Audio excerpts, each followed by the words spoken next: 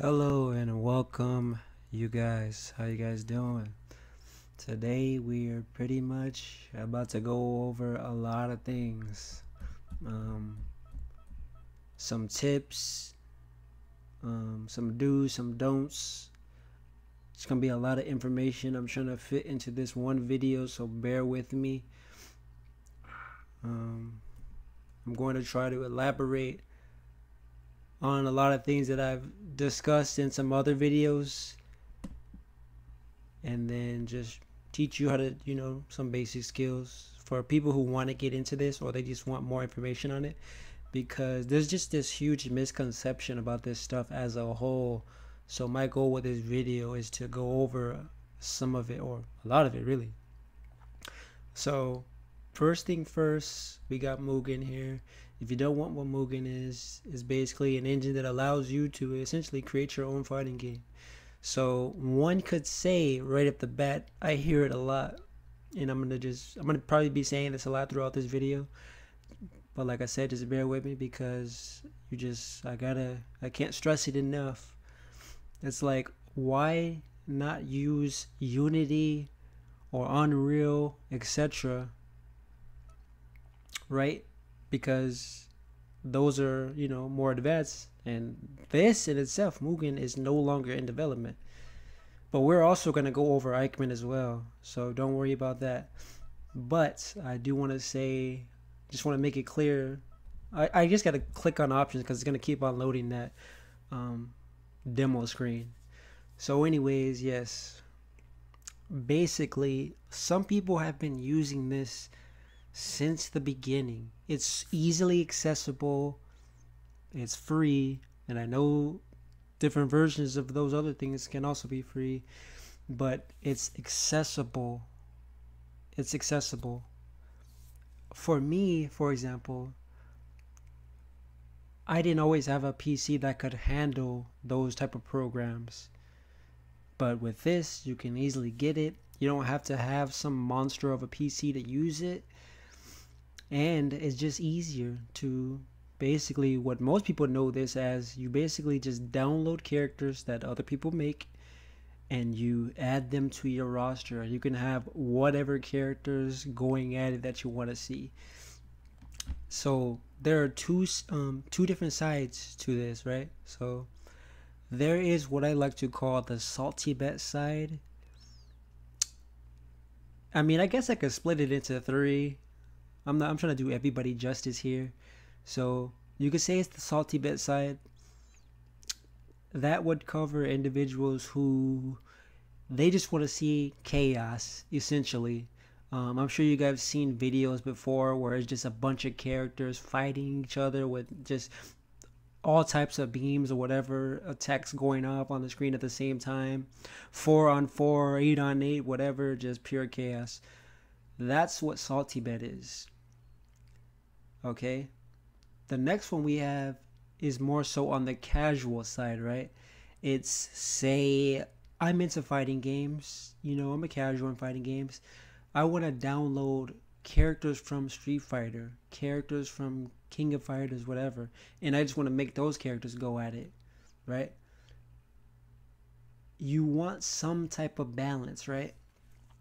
And then, balance in itself is subjective, so a lot of people will say, it varies, right? But these individuals, they want some type of balance. You basically get it as close as you can, right? And then the last group, which I also fall under, are those individuals who want to make video games, right? So right off the bat, I'm just going to say it should be common knowledge. It really does not matter which engine you use. You can make a game on anything. It's just time and effort. Key thing being time. So one could say that the first group and the second group, I'm kind of doing the hand motion because it varies on the individual. The first group, they just want to download stuff, instantly play it, that's it. They're not going to think twice about this character being broken or cheap or anything like that. The second group, if they have to, they may try to edit something and fix it, or they may ask the creator of it if they can do it. But the last class, the last group, they gonna be on it, and they gonna be spending potentially years trying to fix one thing or whatever, not just a single thing, but the whole thing as a whole, to work as if it were like an actual game. Because that's the goal of the third group, to make video games. Like, for me, I'm gonna speak for myself here. At least I would think that for that group, they would think like I do. But it's like, I want to make something that's like commercial. Don't get me wrong here. I do this for free. I'm not selling anything. I love what I do. I love the characters I work with and stuff like that. But my goal is to create something that looks official. You know, because it is a representation of myself and my efforts. Like, things that you see in my videos, that's an extension of, you know, the time that I'm putting into it, my love for it, things like that. So those individuals who put that much time into it, I just don't feel as though you can compete with that. Not that it's a competition, but you know what I mean? Like, I feel as though, because I've seen it, and I'm also going to go over that, how people choose to make games on these engines, and immediately, because of the flack from the first group, mainly Salty Bet type of thing, people immediately right away will jump ship on something because it is associated with Mugen in general. Like, literally, people automatically associate it with being crap, trash. You know what I mean? That's a stigma. And for just in general, just imagine being a game developer and you're trying to make something, but you're basically fighting against that type of majority. Because I'm saying us as anyone who associates with any of this stuff, we are our own group, because we know the ins and outs, the internal workings, the amount of time and effort that we're putting into these things. We can understand each other, and when we see each other's works, we can appreciate it more so than someone who just immediately, because that's just how it is when it comes to this stuff, because this is freeware. Anyone can use it, anyone can get it, you know what I mean?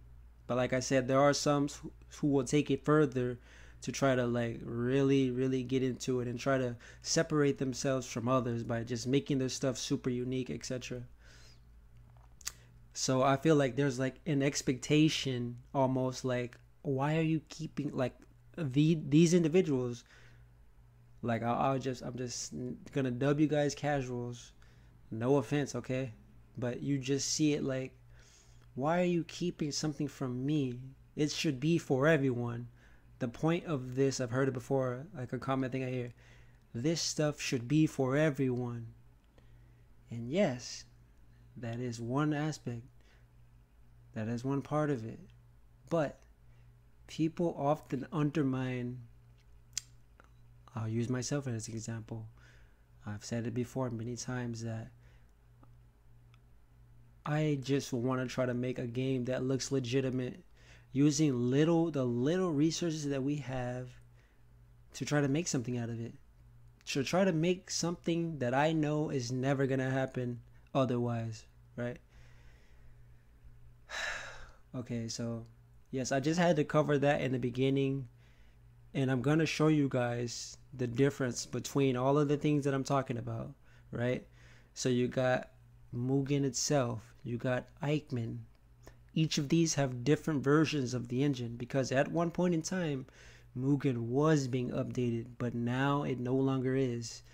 It could go back to Win Mugen. It goes to Win, which is the one I'm using right now, just to show you guys an example.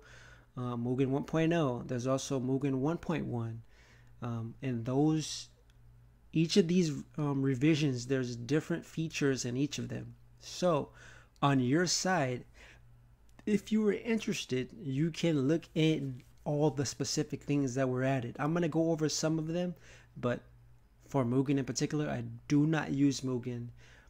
I know if you're looking at this stuff and you see these crossovers that couldn't happen any other way, immediately you're going to think that is Mugen. But ultimately, it really does not matter. But the reason why it would matter to me is because, like I said, I'm over here trying to seriously do something and be taken seriously. But because it's associated with Mugen, I'm automatically going to get that flack, you know what I mean? So hopefully that helps people understand more why. It just depends on how you word it, you know what I mean? It's kind of like being sensitive, because certain words that people use, they used to be said to us to like basically put us down, you know what I mean? Like when I was first starting out, I was making the compilation as well. And then people would always tell me, like, I would never forget like what this guy told me, like, oh, he really thinks he's doing something with his little compilation game. I will never forget that. And I have to admit that that was a driving force in me, because I felt like nobody really believed in me. When I first started out, no one was helping me, no one was interested in doing anything. But eventually I was able to meet some individuals who did see what I was trying to do, and they did believe that it was possible, and they helped me greatly.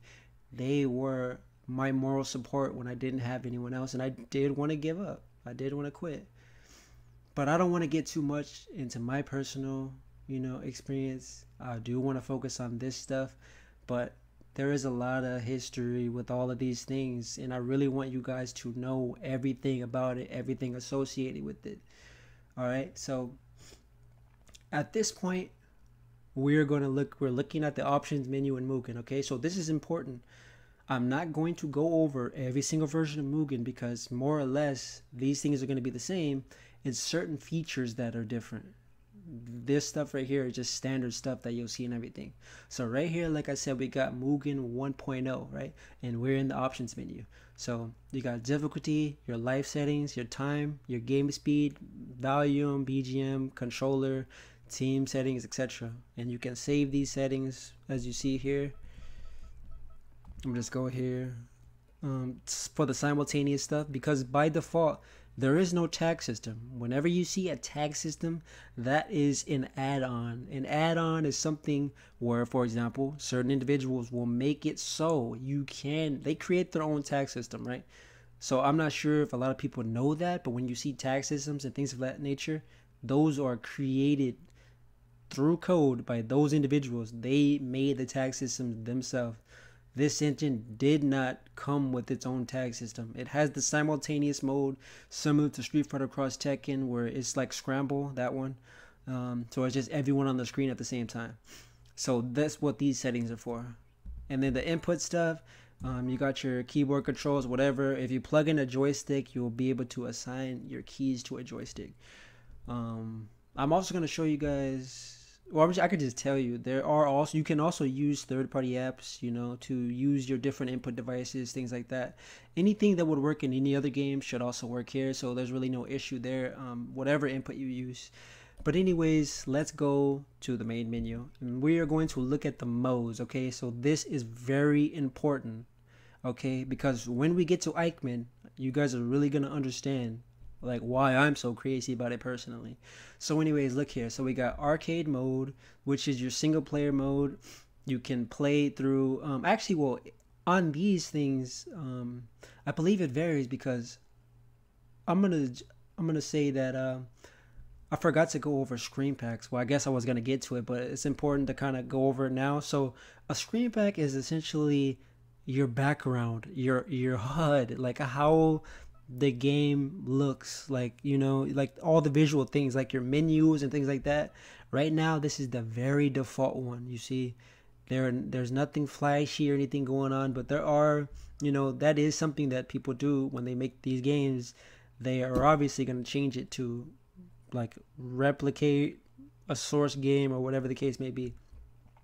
But the reason why I need to talk about Screenpacks now is because I've seen it where individuals can change arcade mode and merge it into Team Arcade, because wait, hold on, let me see here. Okay, no, so yeah, maybe I'm thinking too much about Ikemen here. Jeez, I have not used Mugen in so long. Please forgive me. But anyways, like I was saying though, so you got your arcade mode, your one player mode, you pick one character, right? And then you select the character.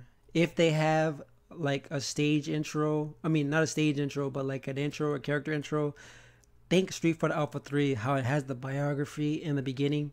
This is this character, Kung Fu Man, which is the staple character for this engine.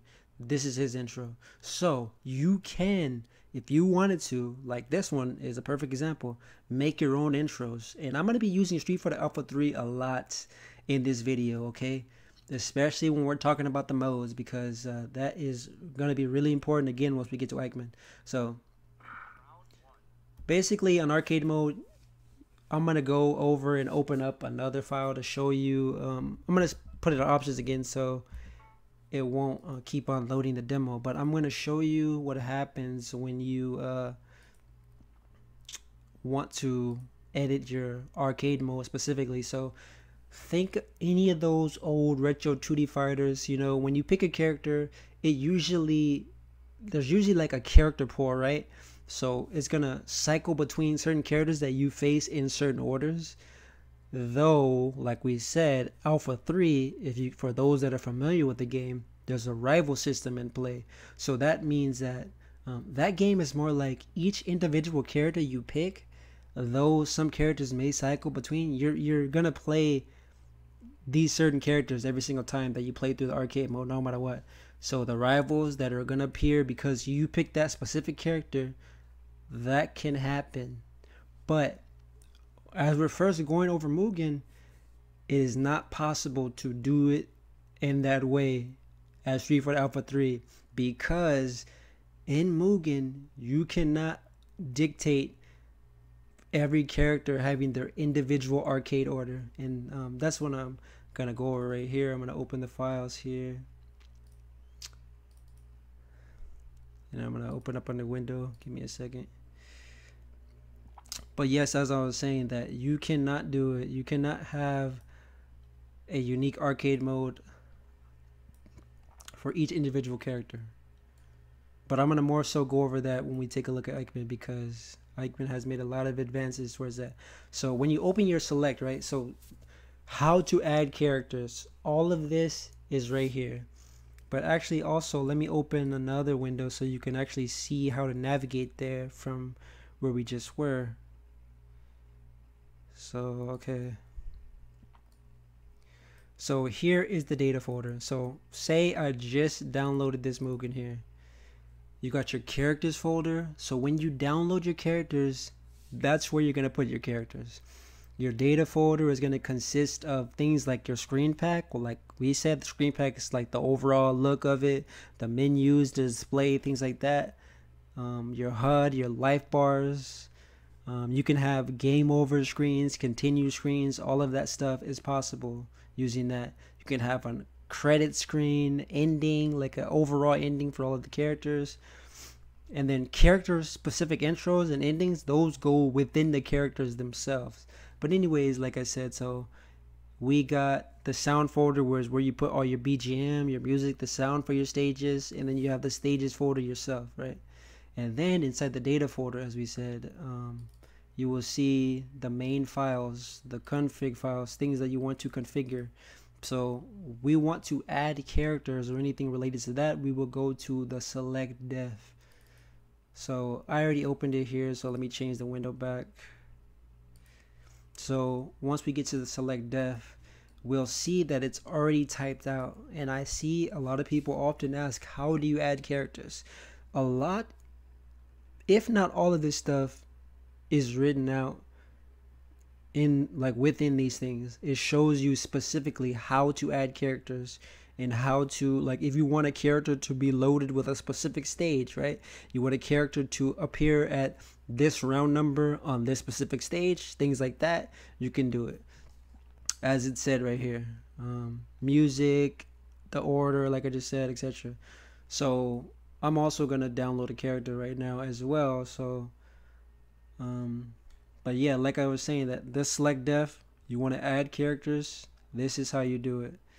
And this is different on Mugen and Ikemen, but I'm not gonna keep referencing it until we actually get to that, because it's slightly different but similar. Because one thing I can say is the goal of the current Ikemen that is still in development, they're trying to make it more like this version of Mugen so that people won't have to do extra work to make it more accessible and user friendly, okay?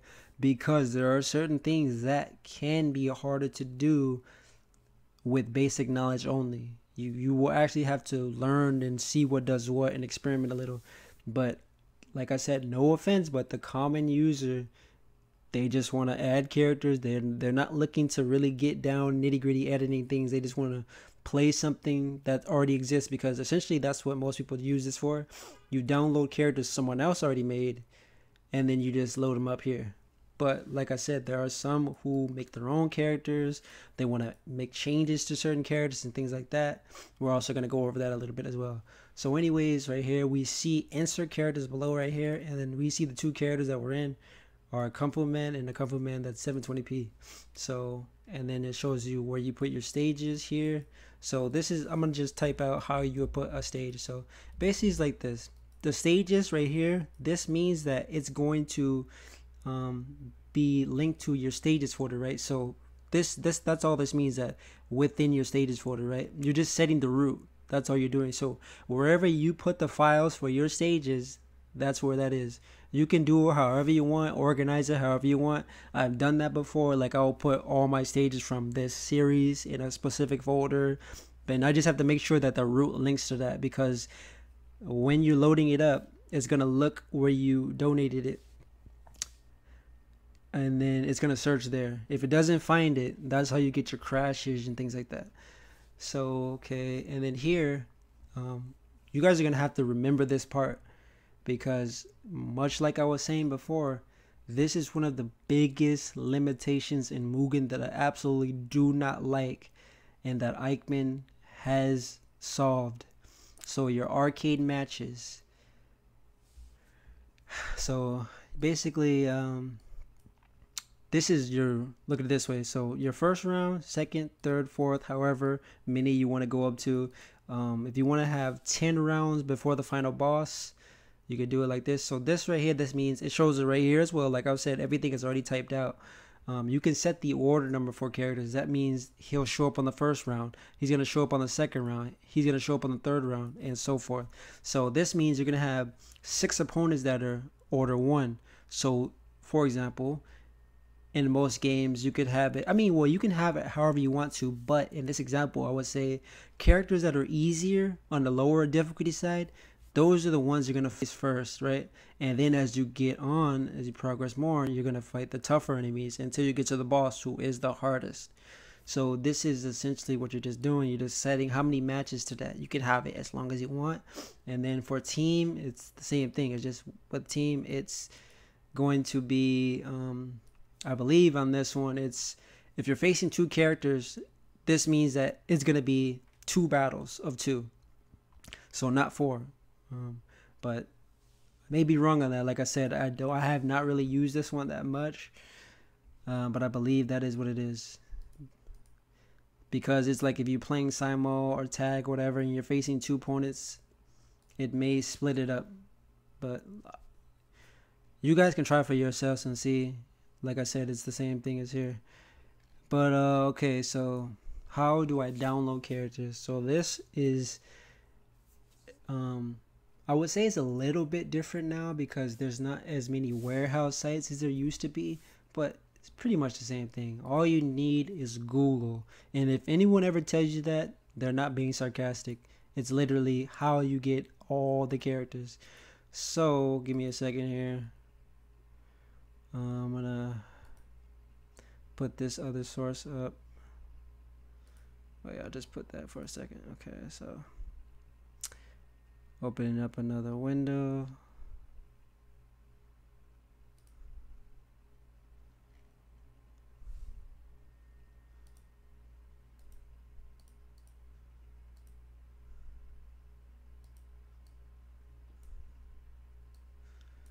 Alright, so how do I download characters? And here's the secret. Whichever character you want, plus that, and there you go. That's how you find whatever character you're looking for. If you want to specify it even more, you could do something like Ryu, NGBC, Marvel vs. Capcom series. There are various sites that you can download these characters from.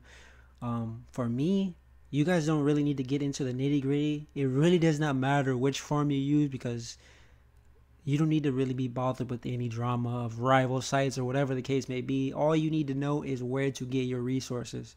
So it really doesn't matter. Whichever site that has what you need, you just simply need to go there and get it. Sometimes you may have to register. I wouldn't really recommend those, but again, it's up to you. If you really need to get something, that's one way you can do it.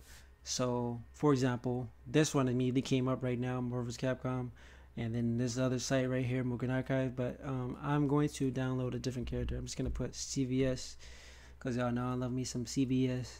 So right here, I'm just gonna go to whichever one. Like I said, it really doesn't matter. You can look at these other ones here, and I'll just go right here. So there are sites that also warehouse characters as well. So wait, it's on the right screen, right? Okay, so sometimes, well, this site here in particular tells you a little bit more about the specific character. So in some rare instances, you will see things like that. Even shows all the colors. Ryu has normal, evil, and a master mode. Shows some of his quotes. But this will be different depending on which character you're looking for. So I'm going to click on this link and it takes me to the author's website.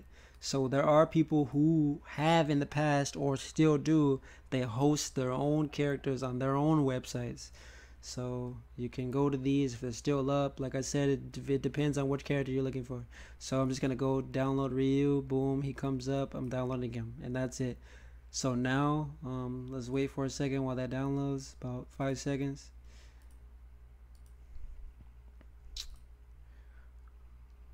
Alright, so it downloaded now.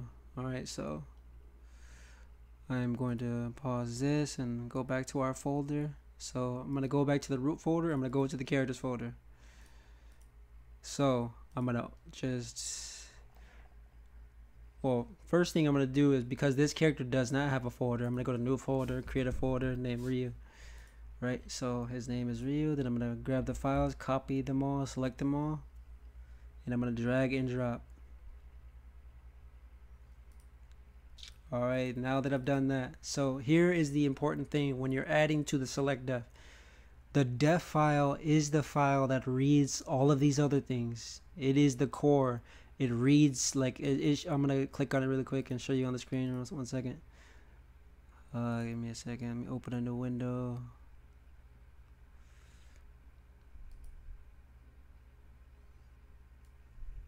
So here it shows you all the information of the character, and it shows you how the files are rooted, etc. So like I said, this is the def file.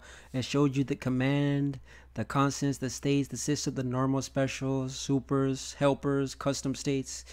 This will change depending on the character. Some people do it differently, though this def file you'll see is pretty common. So just be familiar with it. So the name of the files, as we said before, they are linked. So if that's the root, that means that's where that folder, that's where that file is. So everything has to be linked correctly or you will get that error. So basically, if everything is where it's supposed to be, once you download your character, you add it to select, that's it. You don't have to do anything else, okay? So I'm going to close this one, okay? So we're back to Ryu's folder here. So as we see, there are different versions of Ryu, right? So there's Ryu, normal Ryu, master Ryu, and evil Ryu. So I believe evil Ryu, this regular Ryu is just, he has all of these modes already in one. So with him, we're going to go over that as well. Depending on which button combination you press, you'll be able to have these other modes as well. Versus you can have it so it's evil Ryu. All right, and we are going to do all 3 of these, okay? Well, all 4 of them. All right, so Ryu right here. So I'm going to show you how you would add this to the select. Give me a second. Let me open up that window. All right, so this is how you would write it. So I'm going to remove Kung Fu Man. Like I said, he's just the standard character that comes with it. You can keep him if you would like to, but if you're not going to use him or anything, you can remove him. So Ryu, right? That's the regular Ryu. So the file extension, the correct way to write this or type this would be as follows. So you put Ryu, your dash, and then the first one, Evil Ryu. So it has to be spelled exactly as it is. Everything has to match, and then you just put .dev. And then for the other ones, you do the same thing. Ryu. What's the other one? Master Ryu.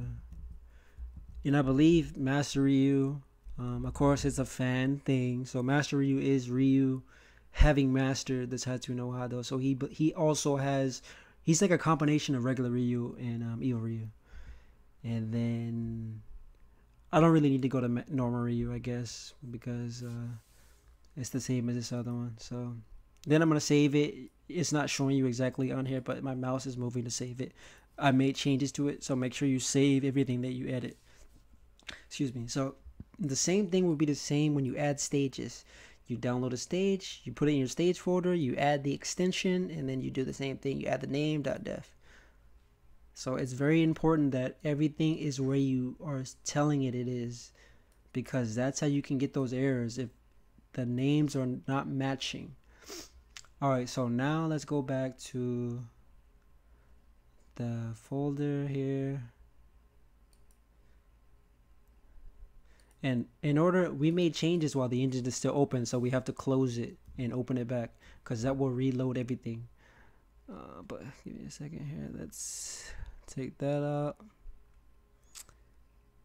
and go back here. So we're going to go to the main root folder, and then we're going to run the Mugen exe. You guys would not believe how many times I've heard people ask me, how do I run it?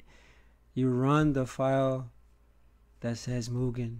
If it's Ikemen, you run the one that says Ikemen. So we double click on it. We wait for it to load. I'm going to switch the screen again.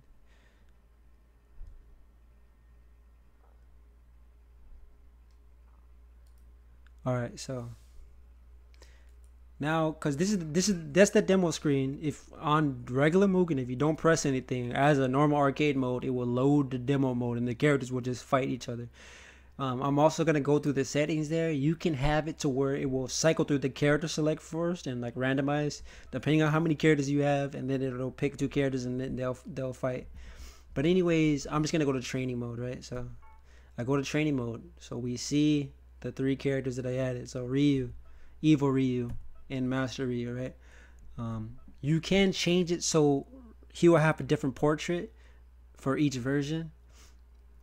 You could do things like that. But right now, I'm just going to pick him with a regular button. And then I'm going to pick Evil Ryu with a regular button. So, training room, the stage we got right now is loading the versus screen. It loads the match. Alright, so you see here, I just pressed the regular attack buttons. But because you set it to Evil Ryu, that means that he's always going to be starting off as Evil Ryu, right? And then I'm going to do the same thing. I'm going to go through Evil Ryu, and then I'm going to pick the master one. So same thing, it loads there. And then you got Master Ryu. So this character has a different stance, and then his name also is different. That's how you know that you're using that other version of a character. So the alternate way to do that, that's if you wanted those characters specifically on the character select screen, but it can also be done. So right now on the keyboard, I'm holding start. So you have 6 buttons, right? Each button, low punch, medium punch, heavy punch, low kick, medium kick, heavy kick. Each of them will have a different palette, different color associated to it, right? So depending on which button you press, it will be that different color. And you can change that to your preference. But if you hold start, you have access to an additional set of 6 colors, right? Similar to Third Strike, things like that. I'm sure you guys are familiar with this in other games. It's in a lot of fighting games, whatever. But if you hold start for this particular Ryu, I'm going to hold start and I'm going to press one of the light attack buttons. And then for this particular Ryu, I'm going to go to this other one. Well, give me a second here.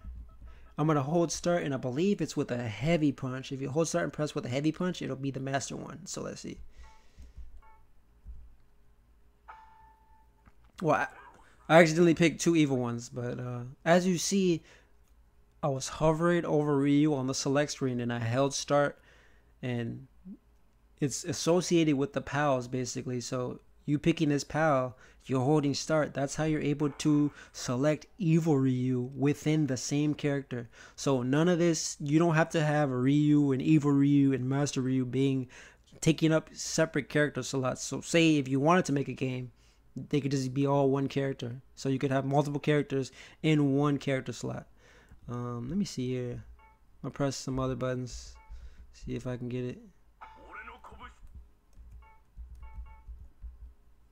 There we go. So yes, you see, did the same thing. Held start, Master Ryu is selectable. So now that we saw that, that's how you add characters. And it is the same on anything. On Ikemen, Mugen, whatever, it's the same. Depending on which version you use though. Because I'm going to go over all of the versions of Ikemen. Because I do want you guys to be able to see like the progress that has been made. So anyways, we went over arcade mode. Versus mode is your 1 versus 2. So that's your local mode. Team arcade is basically arcade with a team, like with a partner. So if you had tag, it's tag arcade, whatever, right? Team versus is same thing as versus mode, but you can play tag, turns, etc. like that. So basically singles, tag, turns, whatever. But like I was saying before, it is like that. Some people do their Screenpack so that once you go into arcade mode, you will be able to select whether it's single teams or turns. So you can do that. But on this default Mugen, this is how it is. And then team co-op is so team arcade, for example, that's you controlling both. But team co-op is you and another friend. If your friend came over, you two playing the arcade mode together as a team. So survival, you already know what survival is, and then survival co-op, again, you're playing with a buddy. Training mode is you're going to training mode. Obviously, infinite health, you can't kill here fighting. Training mode, self-explanatory, I guess, like I say. Watch mode is your watch the AI. And this is another thing that you'll commonly see, because I'm going to press the screen again so it doesn't go to demo mode while I talk. But anyways, a lot, like basically similar to the Salty Bet thing, there's also users who, usually these guys have been around for a long time. That's probably, I feel like Salty Bet is dying now because it's not really as popular. Because I mean, I can understand why people will get tired of it, because me personally, I do not like it at all. I just don't like how it has made it so difficult for us, for those of us who want to be taken seriously. So I'm just letting you know I have a huge bias against that type of stuff. So anyways, what was I saying? Dang. But oh yes, about the watch mode. There's a lot of channels on Mugen that you'll see, they basically are just AI versus AI. So they try to find the most, like the strongest AI, and they basically just fight it out. You know, sometimes it can have really cool results. I'm not hating on that. But there are some people who will just find the most overpowered broken characters and essentially do the same thing that Salty Bet is trying to do. You see this prominently with a lot of KOF characters and things like that, with you're just characters who you just are not going to take seriously. And like I said, because of so much of that, and there's very little people who have actually tried to make real games, it's just, like I said, it's just hard for those who are trying to be taken seriously to get over that. But there are people out there who are definitely doing that, and I'm going to go over those games as well. I'm about to be giving a bunch of shout outs, because I feel like people we're being overshadowed by that, and it's not fair for us, you know what I mean? Because there are people who've been working hard for years on things, and just because it's Mugen, people immediately just don't even care. So anyways, enough of that small rant. But so basically we went over the basics of Mugen, right? We saw the modes, I covered all of that, I showed you how to add characters, right? Anything else that you want to add, like I said, like this is the default, the very default. Anything else you want to add, like add-ons, tag systems, I'm not going to cover that specifically in this video, apologies, because that's, if you want to add some extra stuff to your game, you are then entering that stage of you're going to have to learn how to do the basics, right? And you're gonna have to, like I said, all of these things come with instructions. They usually come with things called patchers, right? Add004 is a common one that everyone knows about. It's a tag system that you can add to your Mugen, and then you run an exe. I actually have it right here. I can actually show right here. Yeah, I guess I can just show you. I might as well. So I'm gonna open my Explorer here. So there are tag systems out there. They have patchers that you can run, and you can auto patch your characters, so you do not have to do it manually. Me, I do everything manually, so I'm going to just show you the automated way that you can do it. So this particular tag system, this is the application for it. Let me see. Let me open up a window so you can see that. Alright, so here is the window for this particular tag system. So this tag system, this application is so you can add this tag system to your characters. So in order to navigate it, what you want to do is, I believe you go to your Mugen exe, and then you go to change all, and right here you can see, actually let me see if this has the files that shows you. Hold up, let me check real quick, because like I was telling you, with everything you download, it tells you how to do everything. Okay, look, there it is right here, because a lot of people do not look at this, and people will swear up and down that it's not there. So right here in this file, it tells you where everything is going to go and what it's doing and what it's going to add. So you can scroll down and read this on your own time, because I'm not going to get too into it. I'm just showing you the bare essentials, because all of this stuff is considered custom, so you should be responsible if you want to add some custom stuff to your stuff. But anyways, like I said, that file is right there if you wanted to look at it. There's also a change log. There's various readmes that come in some characters and things like that. For example, I'm going to go to Ryu. I'm going to open up Ryu again. And then he has a readme, right? And let's look at his readme. Give me a second. Let me open it here.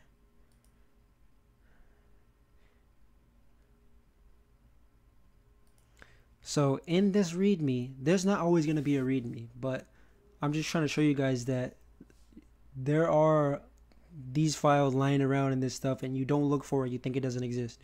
But anyways, this readme basically tells you about this character, the features, all the essential stuff, 3 modes, Ryu, Evo Ryu, Master Ryu, what we just looked at, every Ryu move ever seen in video games. That's similar to what I try to do. Details taken from video game appearances, the storyline, whatever, yada yada. You can read this stuff. It shows you Ryu has highest defense, can perform EX moves. Evo Ryu moves faster, better move lists, whatever. Master Ryu, basically a mix of the first 2 modes, etc, etc. It shows you the palettes like we were just looking at. So 1 through 6 is normal Ryu. 7 through 12 is Evo Ryu. Palette 9 is Master Ryu. Like we were just saying, you press a specific button, that's how you do it. And much like we just covered in the select def, if you want Ryu and only normal Ryu without these other modes, you do that. Evo Ryu, Master Ryu, as we did, shows you the button layout. And like I'm saying, it may not always be like this. It may not always be like this for characters. So you may not always find this, but there are most people with it varies. I can't really say, it's like I said, it varies, but you should always look. But for me, I never need move lists because I already know all of the moves of characters I've ever had, because I'm a nerd like that. But you may want to see that, because you may not know that a character had a move. But anyways, like I said, does that, shows you all the credits and stuff like that at the end, version history, change logs, whatever. That's how you do that.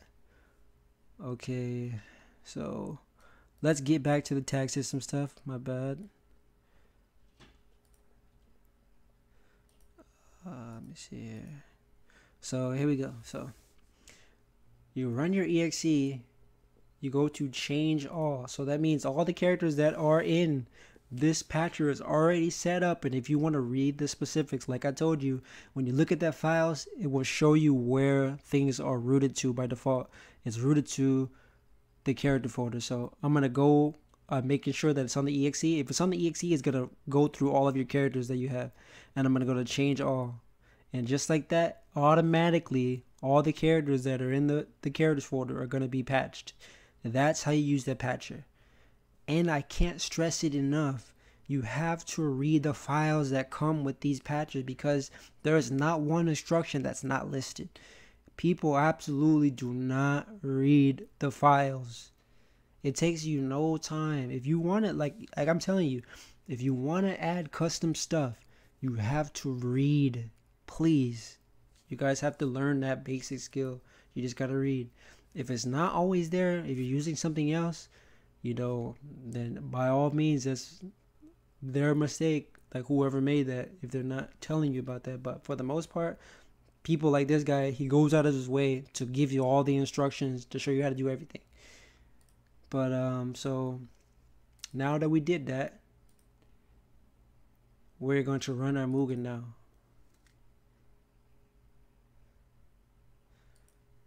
So give me a second here so you can see it.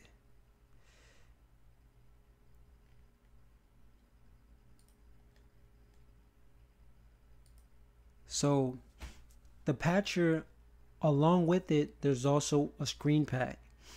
So those bat files that I'm gonna show you again really quick.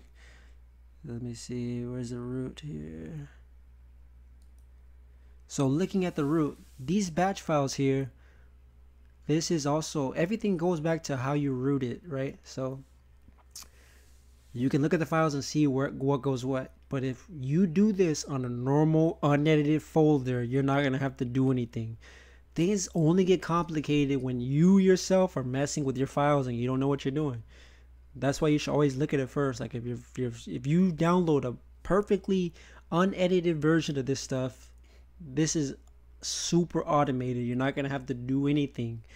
Only once you want to do more personal things, that's when you're going to have to actually experiment for yourself.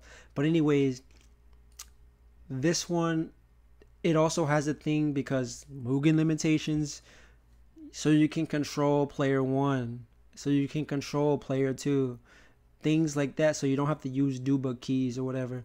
Versus mode, you're gonna just go on, click on these and see what each of them does, and it's also listed in these right here. Everything that I've been saying is listed in these readmes. But anyways, let's look. So as you see now, I just patched these characters that I just downloaded, that we just downloaded, and they're using the tag system. And well, not okay, so this particular thing, this particular application, which is called Add004, this is not only a tag system, it's an entire system. It comes with various things like the tag system, obviously, but it also comes with its own life bars. There's a pair of 3 life bars which you can look through yourself. There's 3 different versions that all have their own types of different fonts and things like that, but you basically can choose for yourself. But this is only one. I mean, well, this is pretty much the only of its kind, that it's like an entire system that you can download. But I'm also going to go over the config for this, because as you see here in this little demo here, there are different grooves, whatever like that are associated with it. You can control if there's dizzy, freaking guard break, score system. It comes with all of that. So this is the the most popular thing that's out. Like the most popular add-on, I would say, is this one right here, because it shows you all of those things. It's just its own little system. But like I said, it's not only a tag system. But let me go to tag so you can see that it works.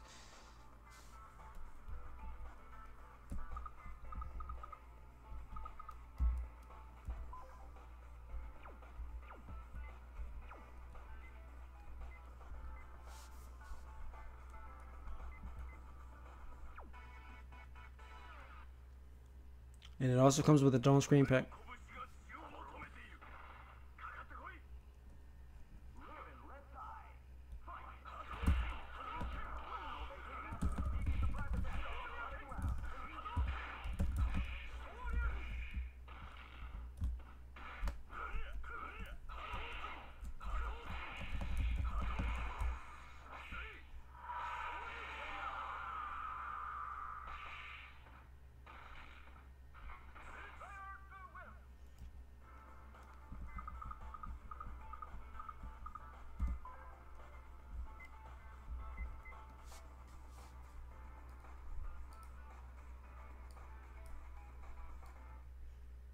All right, so I'm gonna lower the volume here. So what you just saw, right? Let me explain that. So remember how we looked in the options before at the team settings. So for this particular system, as you saw, if the first opponent gets defeated, you lose the round, even on tag. You can change that. So when you're using this tag system specifically, I'm saying, or any other tag system, you can change that setting. So that's in team mode right here. So you see right here, if player gets KO'd, the first player, the team loses. You can switch it. AI keeps fighting, right? This is reading this way because this is default Mugen, right? With the tag system and this particular one, you automatically are going to be controlling your tag partner, right? But you could make it to AI. You could have it as AI if you wanted to do that as well. So I'm going to save it and then I'm going to go back to it so we can see. Go back to Team Arcade. See single tag turns. Pick your Ryu again like that. And then I'll leave it on 2 versus 2. So anyways, it's loading up. You see the partners run off. They could jump off. It's all up to you. If you wanted to customize it and do something different, you could do that as well. But like I was saying, a lot of this stuff, this is just the default. Like if you were to just download it, you would already have this stuff already from the jump. You don't have to do anything extra. Alright, hopefully so we can hurry up and beat him. So okay, let's see what happens now. But you see the partner's light bar is right there flashing. Down, okay, he's defeated. Then the partner runs out. You see, that's me. Okay, no, well, so the AI, I'm forgetting Mugen. So the AI, like I said, those other bat files that we were looking at, for Mugen, you have to run those bat files. So you don't have to use what's called debug keys, because you can turn off the AI right now if I wanted to. Like I could use certain debug keys. Let me see here. The debug keys, I'm just going to show you an example. Normally what you would have to do is use the debug keys to turn off the AI and make it so it's controlled by the player. But with this specific system, you can run those bat files so you can control player 1 by default, control player 2 by default, whatever. But yes, these are the debug keys right here. So you see now that the hitboxes and everything are coming up. These are the debug keys. You could change the speed, whatever, various things. Most of these things are for testing, of course, but you have all of these options and these tools at your disposal. This is, like I said, there are those who just want to download and play this stuff, but there are also people who are actually interested in making their own games, whatever, whatsoever, and so forth. But yes, the debug keys, all of this information, you can also look it up. So you can Google Mugen debug keys, and that's very important. Anything you don't know, use Google. Seriously, it has everything. So we just looked at Mugen. We used Add as an example, how to patch your characters. I'm not going to go into specifics for that right now. I may make another video for it. For example, you guys want to know how to oh yeah, but I'm going to show you the config for this particular one. So I guess I could do that in this video as well. But like I was saying, a lot of the custom stuff, you're going to have to mess around with it yourself. Like if you want your game to be different. But let's see here. I'm making sure the screen is on the right thing. So these 3 folders are each of the life bars from this particular system if you are using it. If you were to have a different screen pack, it would be in, say, a folder, and you would name it however you want to, and it has its own system file. You could have a Mugen, and you could have various screen packs that you switch between. So you can make it so it will only, because like the character select screen, the main menu, that stuff will be different, obviously, depending on which system file you could use. So you could have multiple ones and load them, like if you want to play a Mugen you made for these specific characters or whatever, you know, you could do that as well. But anyways, we're going to go into this folder. That's the one that I am using. And then we're going to go to the common one. And geez, man, oh man, I hope this sticks, because people have just been asking me or whatever, just talking about like this thing does not exist. Literally, everything is noted, but you have to read it. And a lot of people, frankly, they just don't read. They just don't care to. So let me add the screen. So we are in the common one. So let's scroll down this a little bit, right? So like I said, you're going to have to read. Even if you don't understand what you're reading, it tells you everything that is going on with this. Like this, the following states have special handling with the Mugen. It should be overridden with caution. And then the config for the system switch, power mode, the life bar, the guard bar, all of this stuff can be changed. The combo position, the counter hit, damage to power, whatever.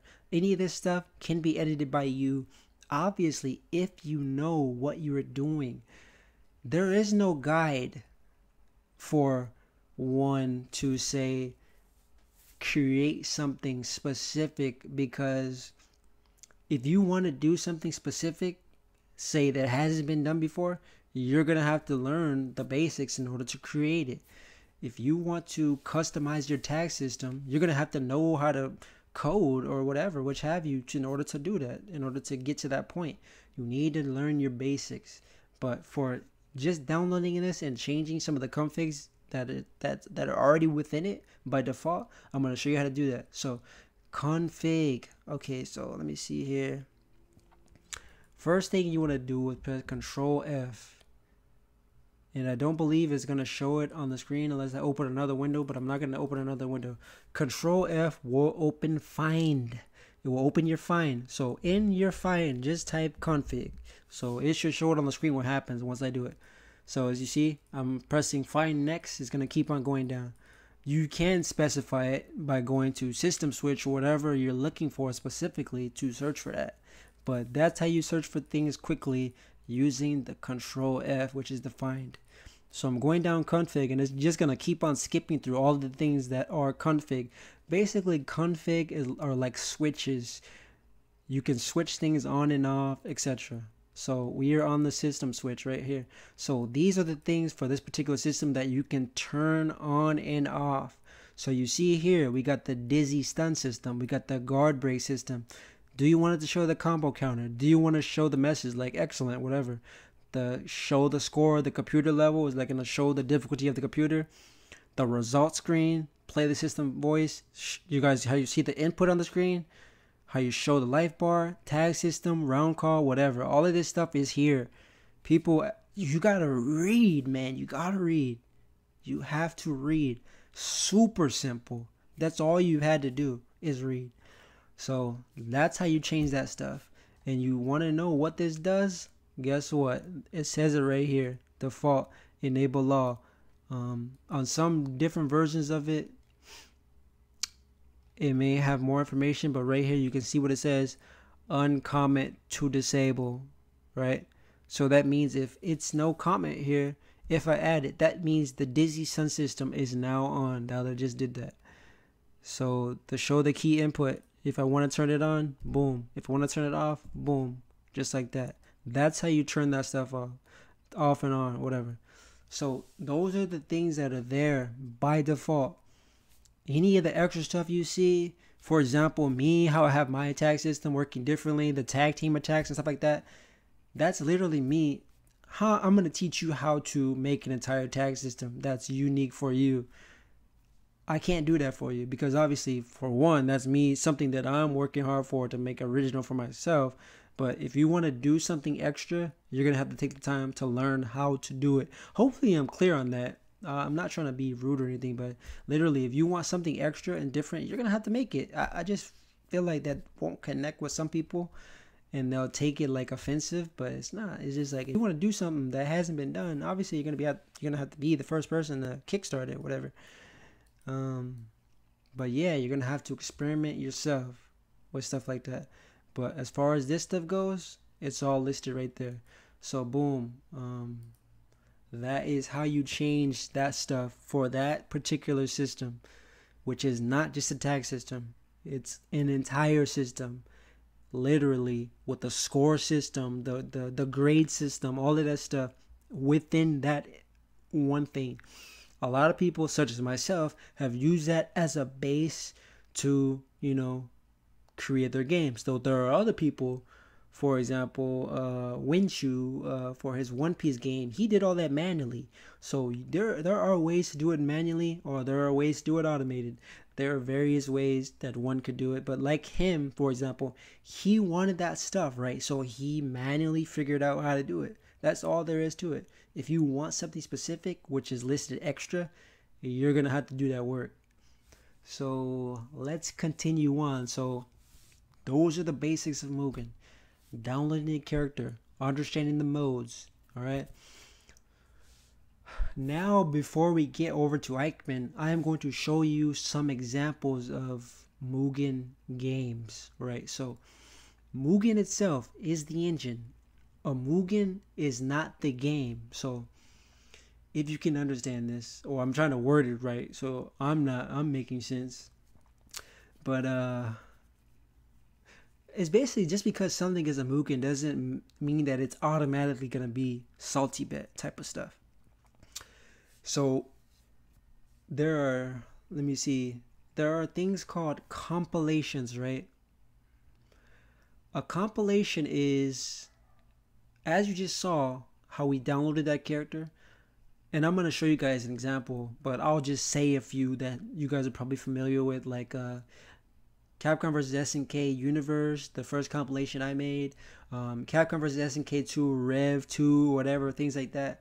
A compilation means that, for example, when I did it the first time, I downloaded other people's characters and I put them in a Screenpack. We already went over what a Screenpack is. And then I did edit those characters, but it varies between who is making whatever it is, because some people will just, most commonly when it comes to compilations, is they just download a bunch of characters from other people from various sources. And obviously, without even getting too in depth with it, you can understand what the issue with that would be, right? Various creators, people do things differently, so there is not going to be that balance. I'm using my hands to do that thing, but I don't even need to use the word balance. It's all about compatibility. So, right, if you have a bunch of different sources, your compatibility is not going to be like working right. Like some characters are going to be, they can be better than some other ones because this person did something differently. He does his characters differently. They work internally differently, even if they're visually similar. But some people do not care about that. They only care about getting it as close as possible, most times without having to get their hands dirty. And there's nothing wrong with that. I want to express that.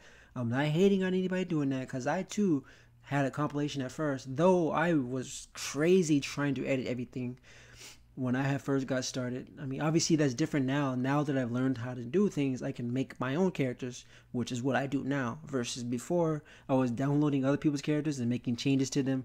Now I make my own stuff and make changes to it because now I know how to do it.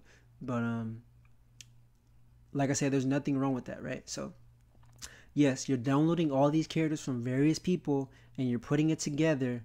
That is a compilation. A full game is someone who makes all of the characters themselves, or usually within a team setting or whatever. If that's the case, you're making all of your characters from the same base. Usually people make templates and they use the same template to make their character. In this way, because you're doing it like that, internally all of your characters are going to be the same.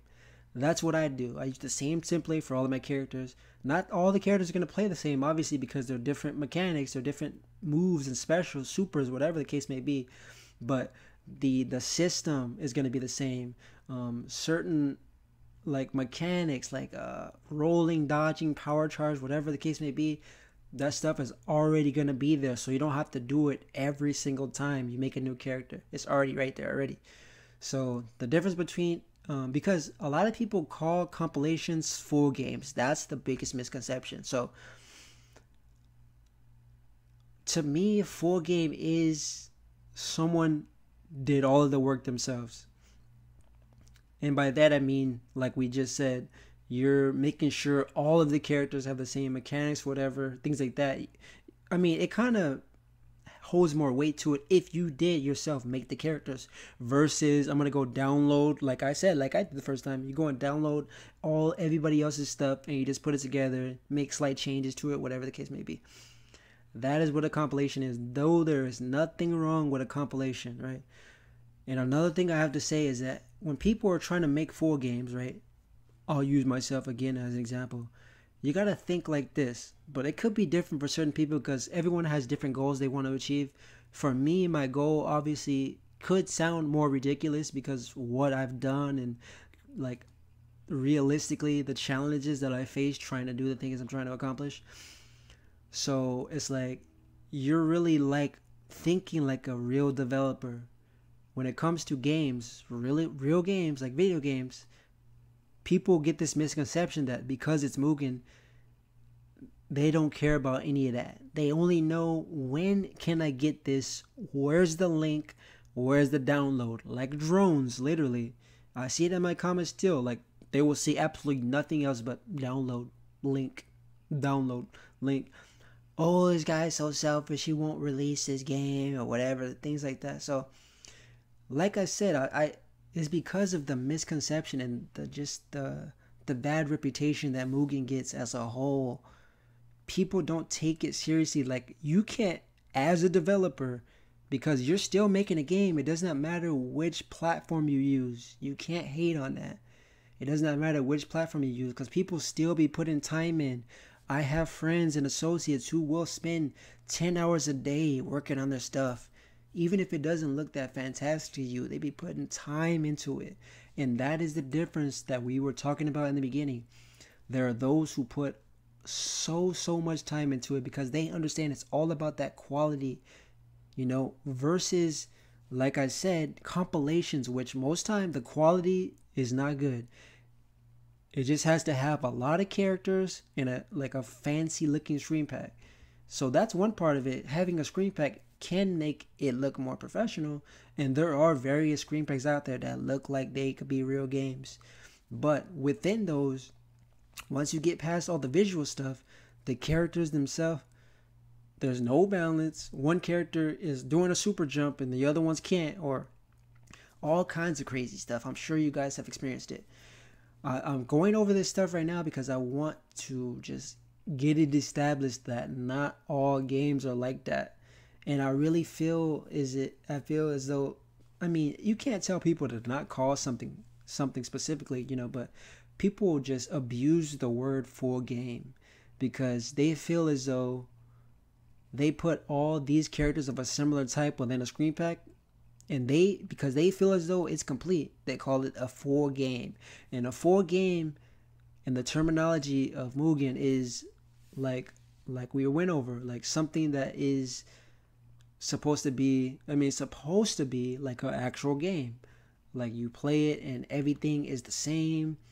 Like I use the term commercial game, like a commercial game, because like I said, not that we're selling this stuff, but you understand a commercial game, right? Is that usually something you paid for. You already have your expectations that is going to be well put together.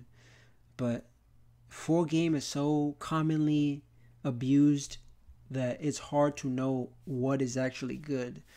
But usually right away you can tell when something is a compilation. But like I'm trying to say, compilations are not always bad. Most of the time, 90% of the time, they are. People usually put no effort into it whatsoever. They just download a bunch of stuff, throw it into a screen pack, trying to get views on YouTube, things like that. I got people out there who will literally download the characters. Okay, so I'm sorry to mention this in here, but literally download the characters or rip the characters from the compilation I was trying to make, rip them out of there, re-release them to try to make a profit off of it, like to get views or to say like, oh, I contributed in this, when they did absolutely nothing. It got the same problems it had when I first was learning and things like that. I just had to say it because that's how it is, and people are still putting that type of content out, and that works against us. And when I say us, I mean all of us who are interested in this stuff. You could be new to this and you also want to get into it. I don't want to let it discourage you. Or people, like I said, if you don't know about this stuff, I'm trying to get in depth with it. Not all of it is innately bad because it's Mugen. Like, you got to give it a chance. We use this stuff, like I said, it's inexpensive. It's easy to use, accessible. You don't have to have a degree to know how to do this stuff. But that doesn't mean that it's any easier. Like I said, it's all literally the time that you put into it. Like, if you want to have something great, you're gonna have to put that time into it. You can't make it so it's lesser, because I've heard it before. Like, people, because they use Mugen, Ikemen, whatever, they discount it. Like, it's automatically, it's like it's good for Mugen. You know what I'm saying? Because people don't respect that. People, it doesn't matter what platform you're using. I'm talking dev talk. You're trying to make a game. It does not matter which engine you're using. You use what works best for you. And you should respect that, man. That's just fair.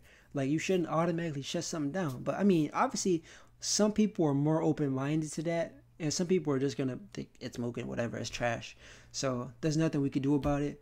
But this channel specifically, I'm trying to do my best to show you that it is possible for us to make something as fans with no money, with no resources. We can do something too. And like I said, I'm going to show you guys some games as well. People doing just that. So, dang, okay. I know I kind of went on a tangent there, but this is very important. This is all part of it. This is all part of it. Because I'm trying to change it for us. Like I said, those of us that are interested in this stuff, we get a bad reputation that we don't deserve. But okay, so now we went over the Mugen stuff. Now I'm going to jump over to Ikemen, and I'm going to show you exactly the difference between Mugen, okay? I'm gonna start with the vanilla version of Ikemen. That's the first version I used, the very first version I used, and I'm gonna show you the next version that came after that and the current version, and then I'm gonna get into some other things as well. But one thing I'm gonna get into, well, I can't actually do that because I was gonna say I could tell you guys more about Screenpacks, but I'm just gonna go to Google over here and show you an example. Or actually, no, I'm gonna show you the games that I was talking about. I'm gonna show you people's games that they've made using these. And I was playing one of these games on stream before, and someone literally was like, they thought I was playing the actual game. So I'm gonna show you here. So first I'm gonna go to YouTube and show you guys a compilation, right? So you can know what a compilation is exactly, so you can be able to tell the difference.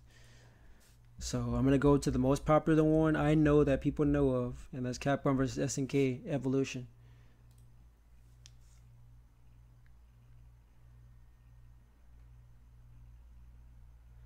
Alright, let me find a video. Okay, and I want you, and this is, back to what I was saying, this is not negative at all, because I want to put this person on right now because he did a hell of a job doing this, right? This is a compilation, but as you're looking at it, like for the first time, you may not have known that. So kudos for that. Like I said, this is not about negativity, man. This is all about that knowledge, and that's all I'm trying to do is spread that. So give me a second. Let me add the source. I do it every time I add a new window. So I'm gonna look at this trailer for this another fan game. Though this is a compilation, but I'm also gonna show you the problem with that. I don't think I have this downloaded, but we'll see.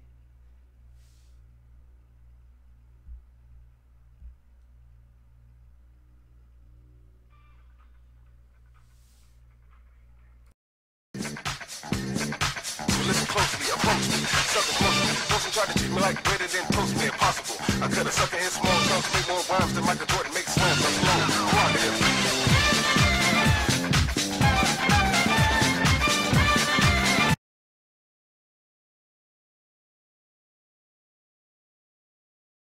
Excuse me, let me pause it for a second. So as you're watching this, take a look at it, and you see, for example, how the life bar portraits, he's going for consistency, right? That's on the roadmap to a 4 game. You're making everything look consistent, right? Everything is in order, like, you know what I'm saying?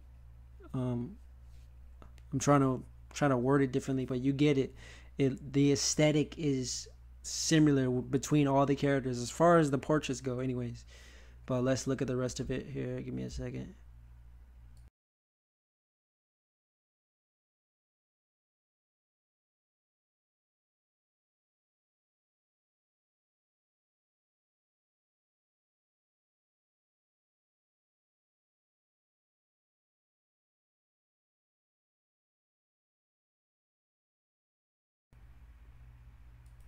Alright, so this here is important. And sorry if I didn't have the volume on for that little tidbit.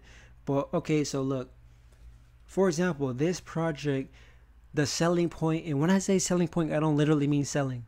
But anyways, the thing that is supposed to stand out with this is basically there's a specific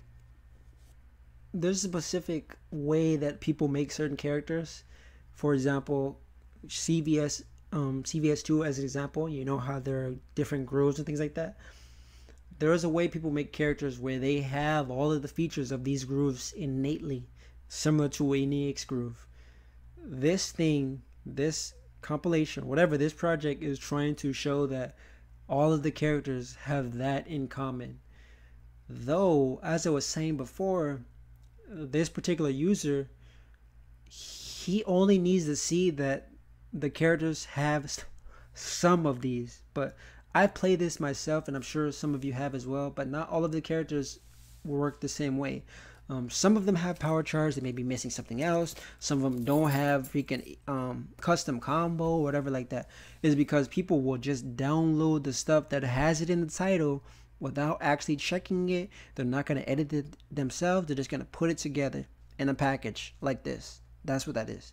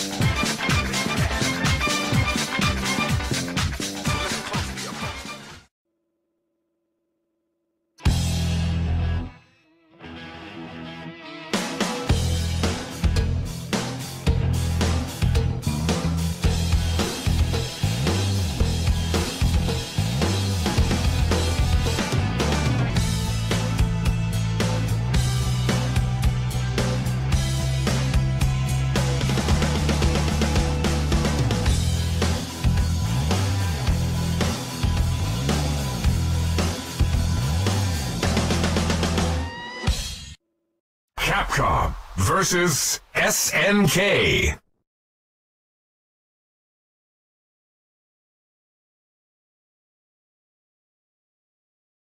Alright, so we just saw that example. Let me see if I have another one that actually shows like the gameplay or something like that. And basically, another downside for us is there's a lot of channels like these. They absolutely do not care what content that they're pushing out. These bigger channels could be out here doing, you know, spreading the word for us that real stuff is going on. But all they need to see is a fancy looking screen pack. Like I said, this select screen does not look bad. You know what I mean? This person who made this put a lot of time into it. There is no not noticing that. But I'm trying to say that people usually don't care about the actual quality if the visual is good, you know what I mean, because this looks like an official type of thing. But let me see here. I don't want a video that's too long or one that's showing special moves or whatever. Let me see here. Let's go to this one right here versus SNK. I don't want to see one that has a lot of talking, but I'm gonna just mute it anyways. But anyways, you can see what I mean.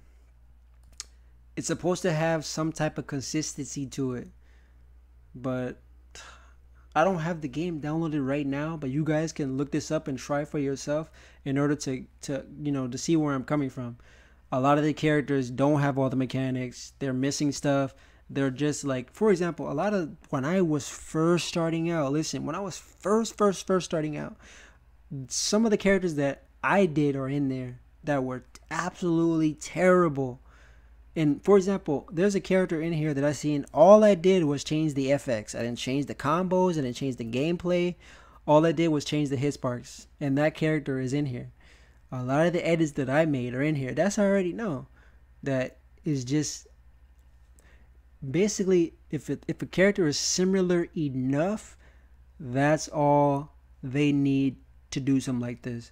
But like I'm trying to say, you can still have a lot of fun with this though. Like I said, if you just want to casually play, you can still have a ton of fun with this stuff with your friends and stuff like that. You know what I mean? Because it's different. Like, oh wait, it was on the right screen, right? Dang. Okay, yeah, it was. Oh, I switched it off. I was like, it was on the wrong screen this whole time. But anyways, you can still have a lot of fun with this stuff, but keep your expectations low, because the reason I've been saying all this, because you can play this. This could be your first experience to getting into this stuff, and you play this and you're like, oh wow, this is trash. Because people will think this is trash, because because of the things that I mentioned before. You try it out and you'll see those issues that I said before. But don't knock the fact that this person still took time out of their personal life to try to put this together for you. When it comes to anything associated with this stuff, we're trying to make these games so other people can enjoy it, despite what people think, because people can think a lot of crazy stuff. Who knows why? But that's the goal, to entertain you, just as this person did. And it's great. You know what I mean? It's great. But I don't want this thing to represent those who are actually trying to do something for real. You know what I mean? Like I said, it's no negativity.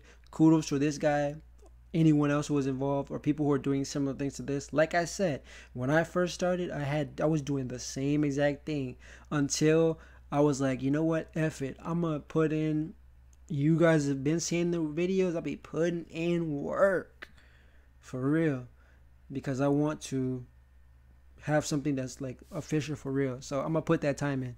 But casual fun and stuff like this, you guys could try it out, download it. There's other games like this. You guys should definitely try them out first and foremost, so you can actually see what I've been talking about. So now that we looked at that, I am now going to show you guys some Mugens who you'll be questioning if this is a Mugen. When I see comments on my channel like, is this Mugen? I love it. That's the best compliment you can get for us, because you're saying that this looks like a real game. And as the reason why I had to explain the little backstory with that about everything I've been saying is because we get a lot of flack for things being associated with Mugen. So for people to tell us that our stuff looks official, that's like the highest praise, because we are just trying to make games as if we were developers working for a company, whatever. Like, we just want to make video games. That's how I look at it. If people were to look at it more like that and not just, I'm trying to make a Mugen or whatever, I feel like things would be different. You know, people will appreciate all these people putting in all these hours and all their time to like doing this stuff. So now I'm going to go to one of these games. First one I'm going to go to is Neo Geo Battle Coliseum, and I will put the link for this in the description if you guys want to try it. This is a Mugen. And but let's just start it here. Hold on, let me close up some other things here. And anything else you need to go back and look at, obviously just rewind it. But I'm gonna try to keep it going here. So let me see here. Let me add the source for it. Wait, oops. Not that. Then gotta hurry up so you guys can see the intro.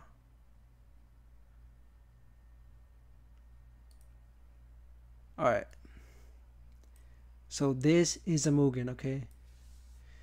Hold on, let me see. Let me remove the mouse.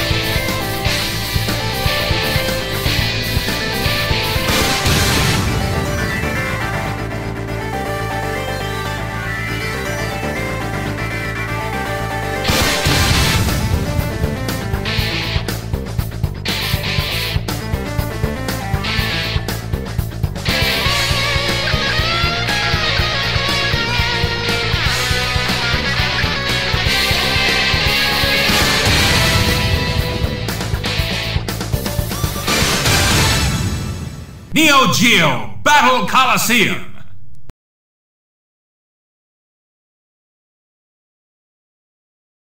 Alright, so as you guys seen it, now let's actually start it. If you played the actual game, it's gonna help a lot me showing you this example if you've already played the real game. Just look at this right now. Does it look anything like the actual game? Yes, it does. But does it play like the actual game?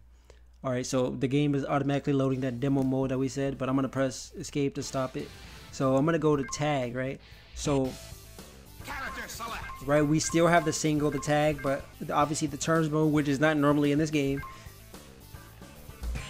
Look at the character select screen. Does it look like the actual game? Obviously the addition with the other third and fourth, because you can do turns like I said.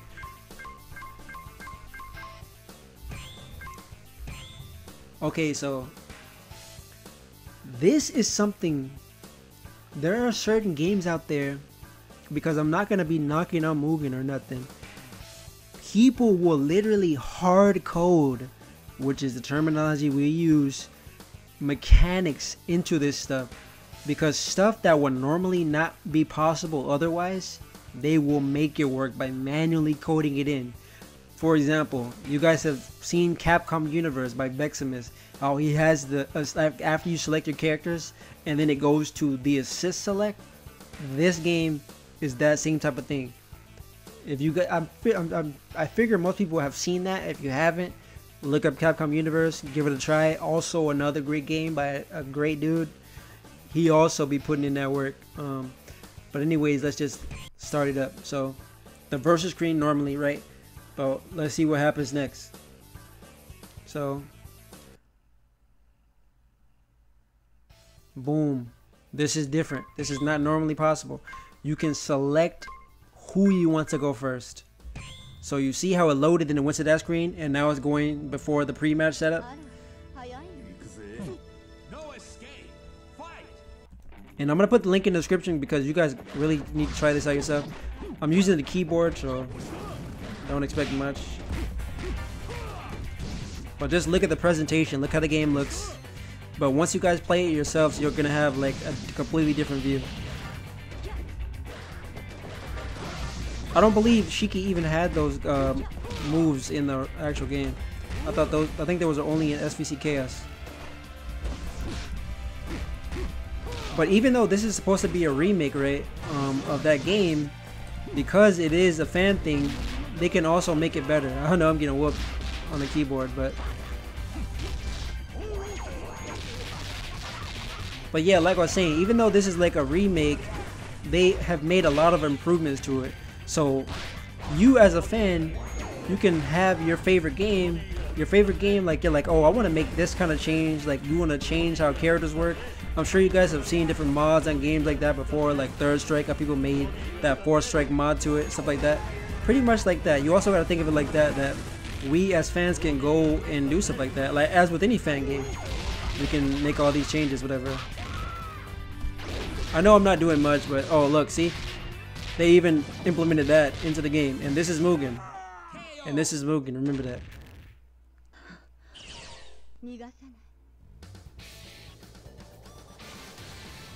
And then that win screen and everything. And then the continue screen obviously is another limitation of Mugen, but then we're gonna press it.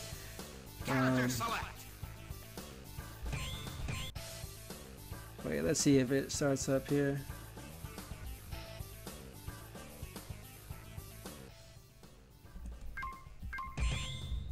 I think it might only be in single match.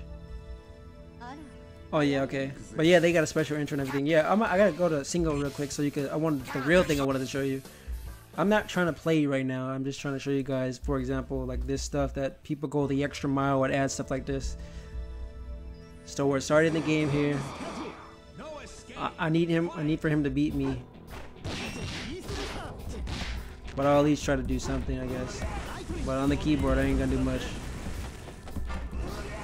But of course, you can use the controller for this as well. It doesn't really matter. But I understand it's hard to find stuff like this because there's a lot of stuff out there that are just compilations, or they're just people are not putting in the time for real to try to make something. But I'm saying not everyone is a hardcore gamer, so you can't knock them for that either. I'm just saying that I'm simply trying to say that there are things out there that are really high quality. Okay, so he beat me, right? So I want to show you guys a feature that's definitely not normally in Mugen. This either, how this windscreen comes up and everything. So I go to continue.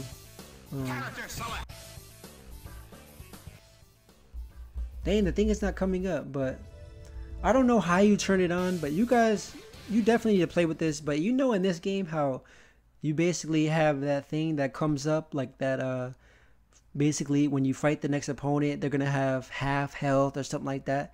They integrated that within that game, stuff like that. And like I'm telling you, you need to experience it firsthand for you to be able to see what I'm talking about. That somebody actually tried to do it again, like normal features that would normally not be possible in the default Mugen that we just saw. People did all of that work to replicate how the game looks, the HUD, the life bars, the character select, how the tag system works, the tag team moves, because that game does have the similar tag system, and like all the mechanics are in the real game. It's, I mean, obviously if you're trying to intentionally point out errors here and there, I'm sure you could find, but what video game does not have any type of errors, whatever? The case being that ish looks official. It looks official, and you cannot say that it doesn't. And I was playing it on stream, and a lot of people thought I was playing the actual game. That's how official it looks. So there are games out there like that where, like I said, it actually looks like an official game. And then I'm gonna go to another one here. I'm sure people are familiar with KOF Wing. I'm just giving everybody some spotlight right now.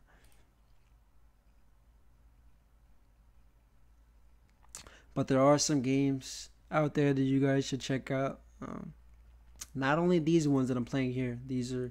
I'm only scratching the surface. There's a lot of people out there making these type of games. But Too Dire, they be on some stuff.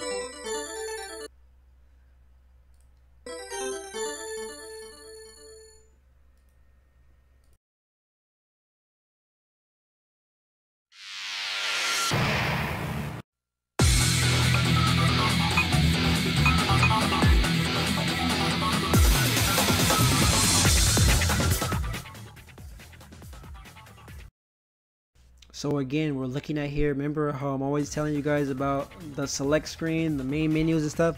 Like, this is the Screenpack, right? It's your whole design. It's a huge part of how your game is gonna look. So you see how I was saying before, how some people have it differently, like the arcade mode. You see there's no team arcade or stuff like that. You can change that as well. Arcade mode, versus mode, training mode, whatever. But I'm gonna just go to training mode for right now. And then you got your character select screen.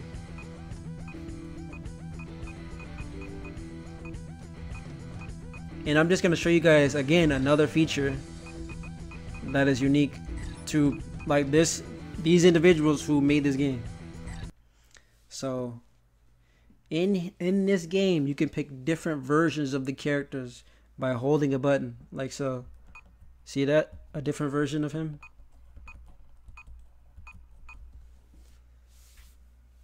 That's the type of stuff I'm talking about. That is not in a normal compilation you may download. And look at this as well. Let me see if I can put the AI on. Oh yeah, I put it on training day. Oh, there's a watch mode.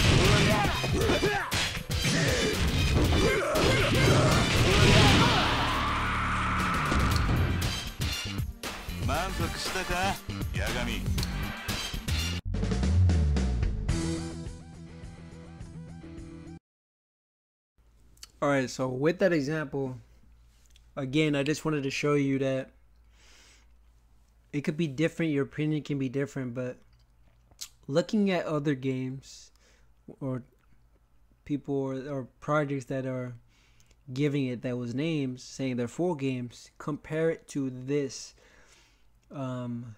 Obviously it's a fan game, it's their vision of a game, but it does, to me, it looks official.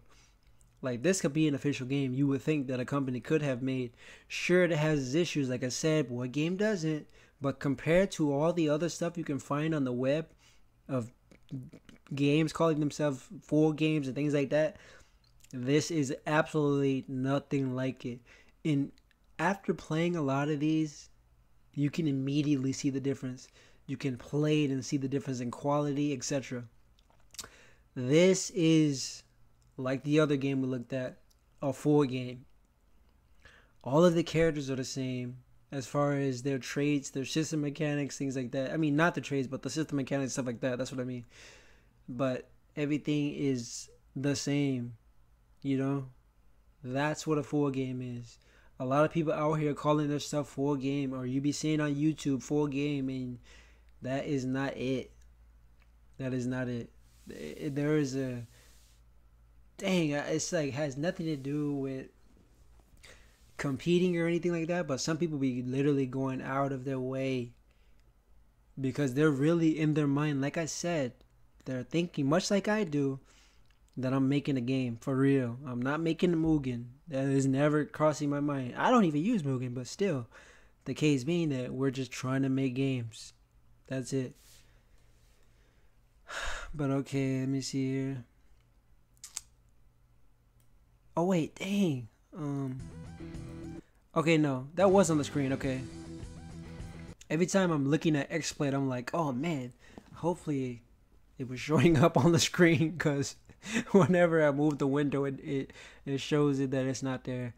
But we've looked at which I feel is the pinnacle and the perfect example of what a full game is. There are also things like Winchu's One Piece full game, Electro's Punisher World game, Capcom Universe, Hyper Dragon Ball Z, a lot of people know. There's a lot of games out there. Blackheart, different type of KOFs like we just looked at. You guys, there are places where you can see, like, usually forums and stuff host these games. So that shouldn't be an issue. You could just go to one and they usually have a section for those full games. But you're going to have to do the research yourself, obviously. But they do exist, like I said. And I do apologize for going on so long about it, but I felt it real important that I need to go over this so you can know and be able to tell the difference of someone who's making a compilation and someone who's actually trying to make a game, because it's super apparent. Super apparent. Like, people really, using myself as an example once again, I'm over here like you've been working on this for years. And I'm like, well, yeah, that's what you do when you're developing a game. And most of these people, for the most part, as far as I know, super small teams, if any. I believe, correct me if I'm wrong, But Capcom Universe was done by one guy. And a lot of these projects were done by one guy or 2-3 people. There's not like, these companies who actually have money and they got an entire staff. It's not like that for us. We're working with little to no resources. We have our own life responsibilities. It's not our job to make these games. We're not getting paid for it.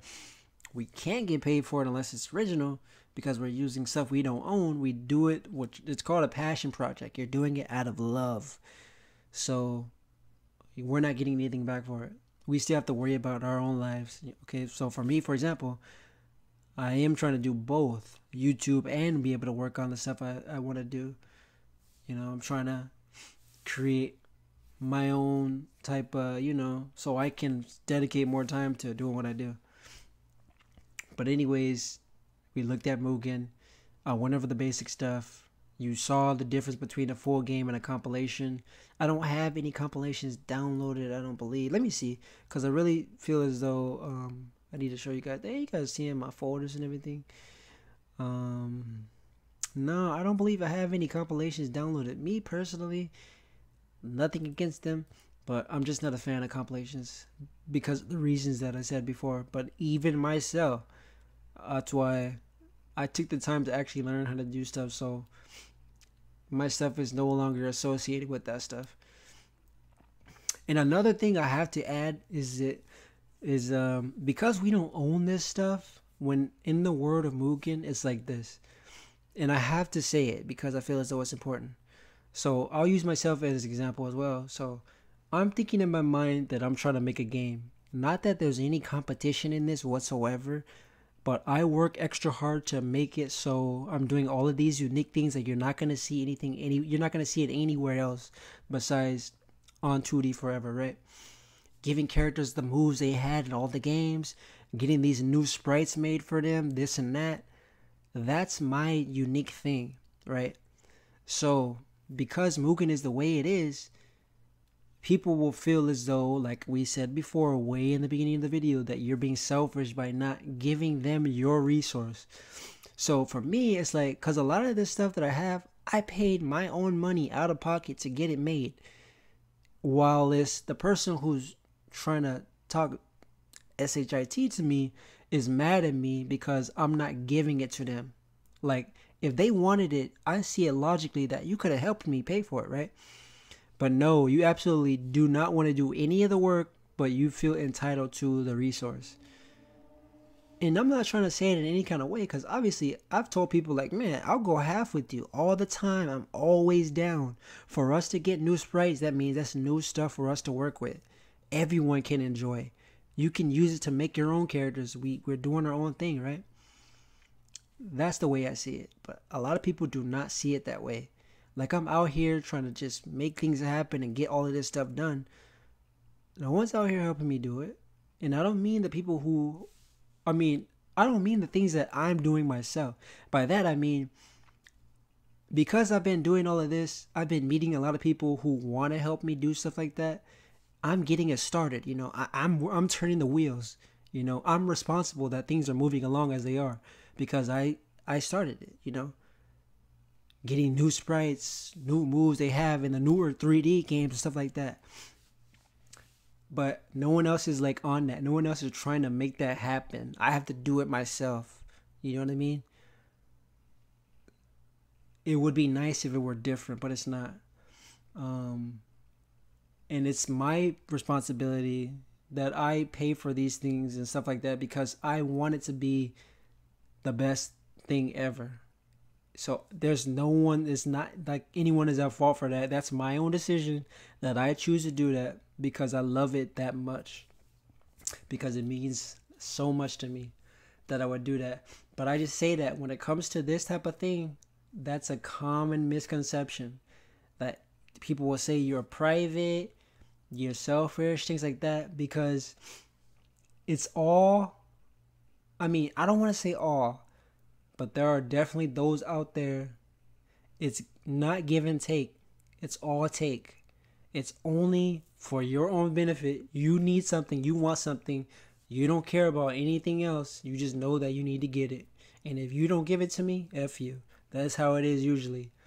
So, as with any content creator, I feel like you guys, if you already know how people can be. I don't really need to elaborate it on it like that. But just know that when you're entering this, it's a possibility, you know, as if you're working on a game for real. Because I think of it like this. People out there who are getting paid to make these games, you're not constantly hitting up complaining, when is this game going to be released every other day? For me, for example, on my channel, I'm showing progress of something that's in the works. I'm showing you that I'm dedicating all this time to it because I want you to support me. Showing you that I'm doing nothing but putting in the amount of work and quality into something. Versus me saying I'm going to do something, disappearing in the dark, 4 years later, you finally see an update. Heck no, every other day I'm showing something. Something like that. But, yes, like, people need to, I just wish that people would look at it differently. Like, yes, you're literally trying to make a game for real. And most of us, I mean, myself, I don't have the means to do a lot of these things to the point where I do have to seek people out.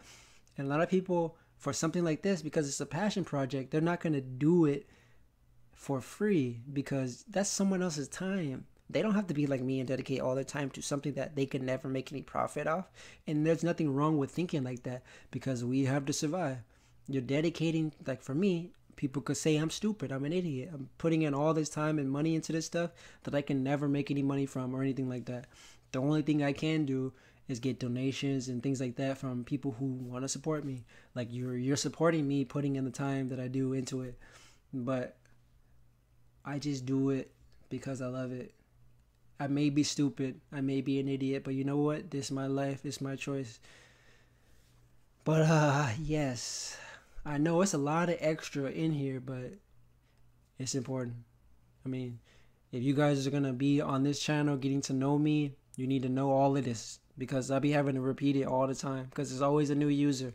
But some people obviously are tired of hearing it. If you're tired of hearing it, obviously why are you still on this channel watching this video? Especially to this point because it got to be like some hours at this point. But anyways, let's go on to Ikemen. So we're going to first start vanilla Ikemen, okay? So, I am going to go over the differences in Ikemen as we see them. But this is the very first version of Ikemen that I'm going to start right now. So you can see how far it's come along. So, I just booted up Ikemen and this is the first thing you see. Geez, I always gotta change this aspect ratio stuff. So this is the very first version of Ikemen, right? So Ikemen is not Mugen. And I'm going to elaborate on that further in a second. But Ikemen, Mugen, they're not the same thing. And I'll say it like I've said it many times. Excuse me. If you are not interested in development whatsoever, basically if you're a casual user of Mugen, etc., this is not going to interest you at all. You're not going to care. Ikemen and Mugen are interchangeable for you. You don't need to know the difference. You don't need to know the specifics. But they are not the same. Ikemen allows us to get closer to retail games than Mugen does. That is the biggest thing about Ikemen. And also, like I said, this is the vanilla Ikemen we're looking at. Look at the modes, okay? So the first mode we see is watch mode. 1 versus computer, 1 versus 2, net play, replay, com versus 1. Port change, things like that, random tests or other things that I don't really need to go over. But so let's compare the modes. So you see there's no arcade mode, right? You see there's 1 versus computer.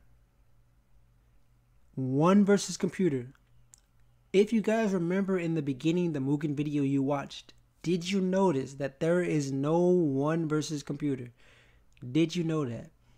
In Mugen, you cannot play 1 versus the computer unless you use the debug keys.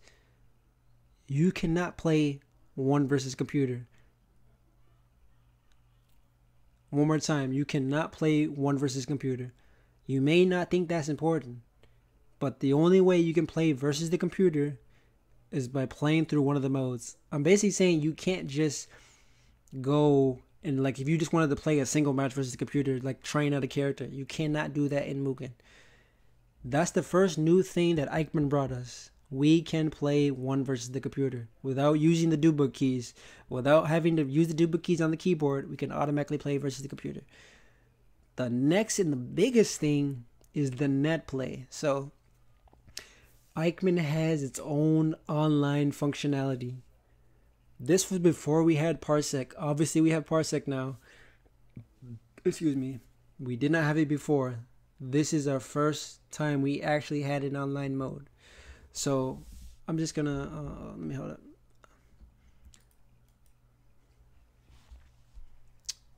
I'm just gonna go to it really quickly. So you go to it, you can't see it on the screen, but once you press net play, a little window comes up and it tells you to input. You basically are inputting the IP of who you're trying to connect with, and if you press OK, it'll say now connecting. That's how you play online. And you can do peer-to-peer. You can use different hosts. I mean, times have changed. We used to use things like Evolve, Tungle, programs that are no longer around. Some people use Hamachi, stuff like that. You know, programs that allow you to create a virtual lobby. These are the things that we use because we didn't have any other way to do it. Like I said, you can peer-to-peer and things like that. Port forward, whatever the case may be. You have that option, but still, we could actually play online. Okay, so let me tell you the biggest thing with this online thing. So I'm going to use Street Fighter 4 as an example, or any other game that have different editions, right? So the way this works is when you go online, you and another individual have to have everything exactly the same. That means, like I said, comparing it to another game, you're playing someone with Street Fighter 4 Ultra Edition, they also have to have Ultra Edition. That's it. People look at it differently, like, oh man, what, you have to have the same everything? That's all it is. You have to have the same edition as someone else.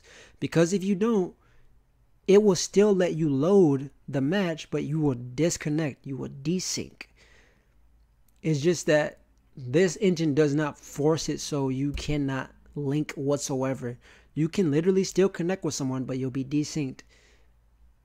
So that's that. You just have to have the same edition. So if someone had made a game using Ikemen, if you both downloaded the game, didn't change anything, like you didn't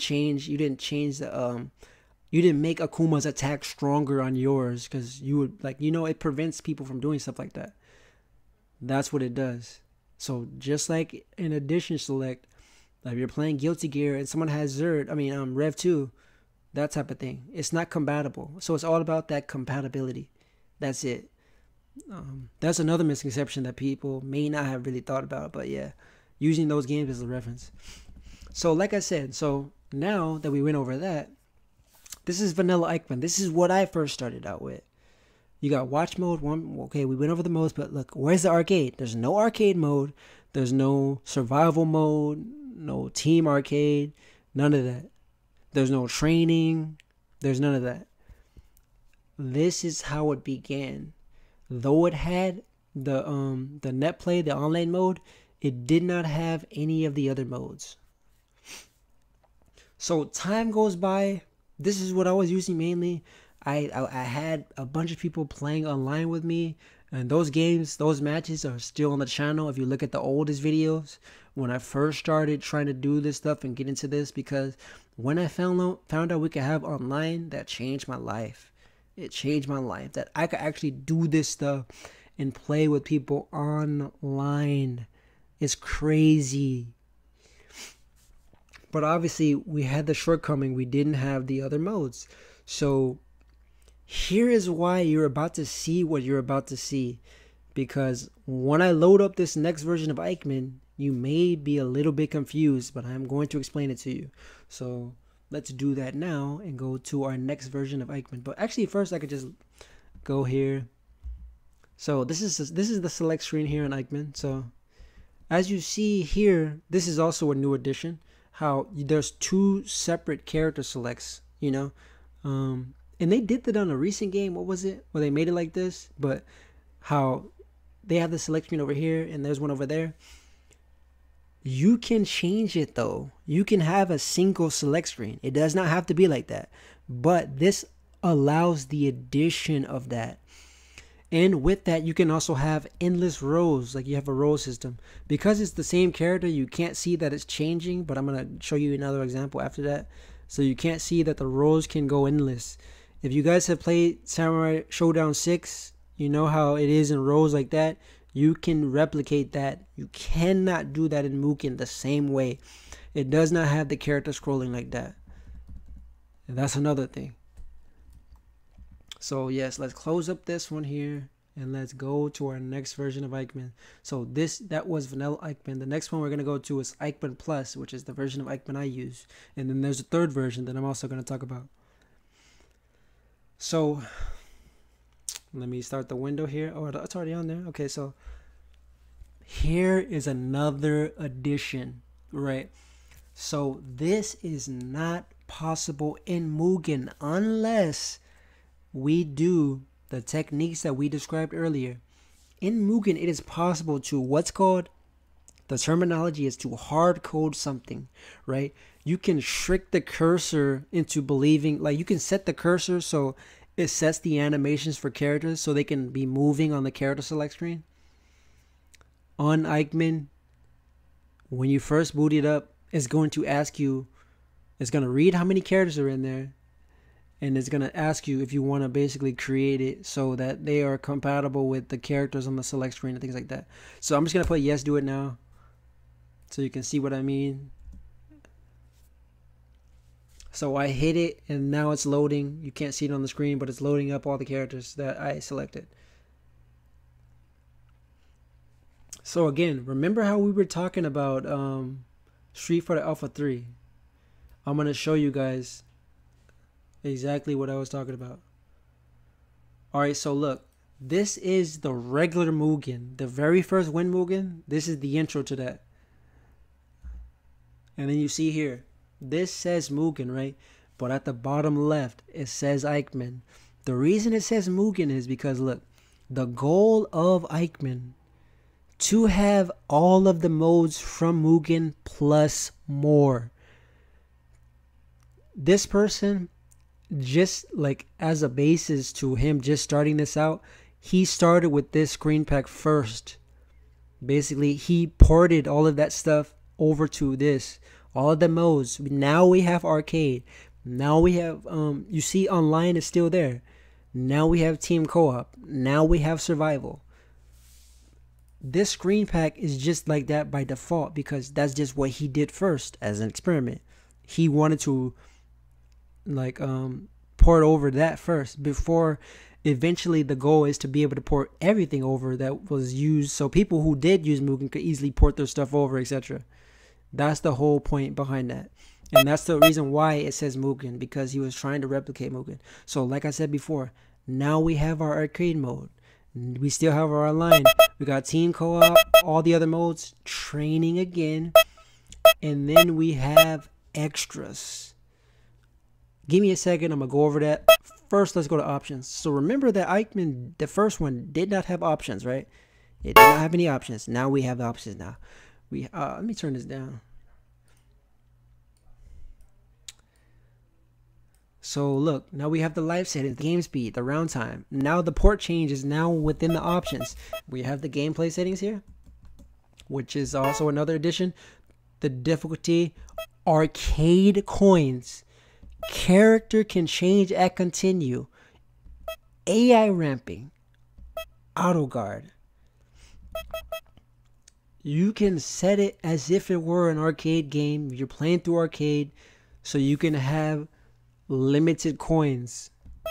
There is actually a continue screen in this game, like a real legit game, and we're going to look at it. There is no way to have an animated continue screen in Mugen. There is absolutely no way. And these other things are pretty self-explanatory. So, team settings, things you see. You could set how many turns, like how many characters you can have on turns, Simu. You can have it if you want assist or tag. Basically, if you want to control your partner or automatically. Some of the same settings. Audio stuff. Video stuff. this is another new addition. You can change the resolution, and just take a look at those right here. You can do this in Mugen, but this is in the options menu. In the options menu. It's not like that in Mugen. In other settings that we had to change manually, because in the first version of Ikemen, you had to change everything manually.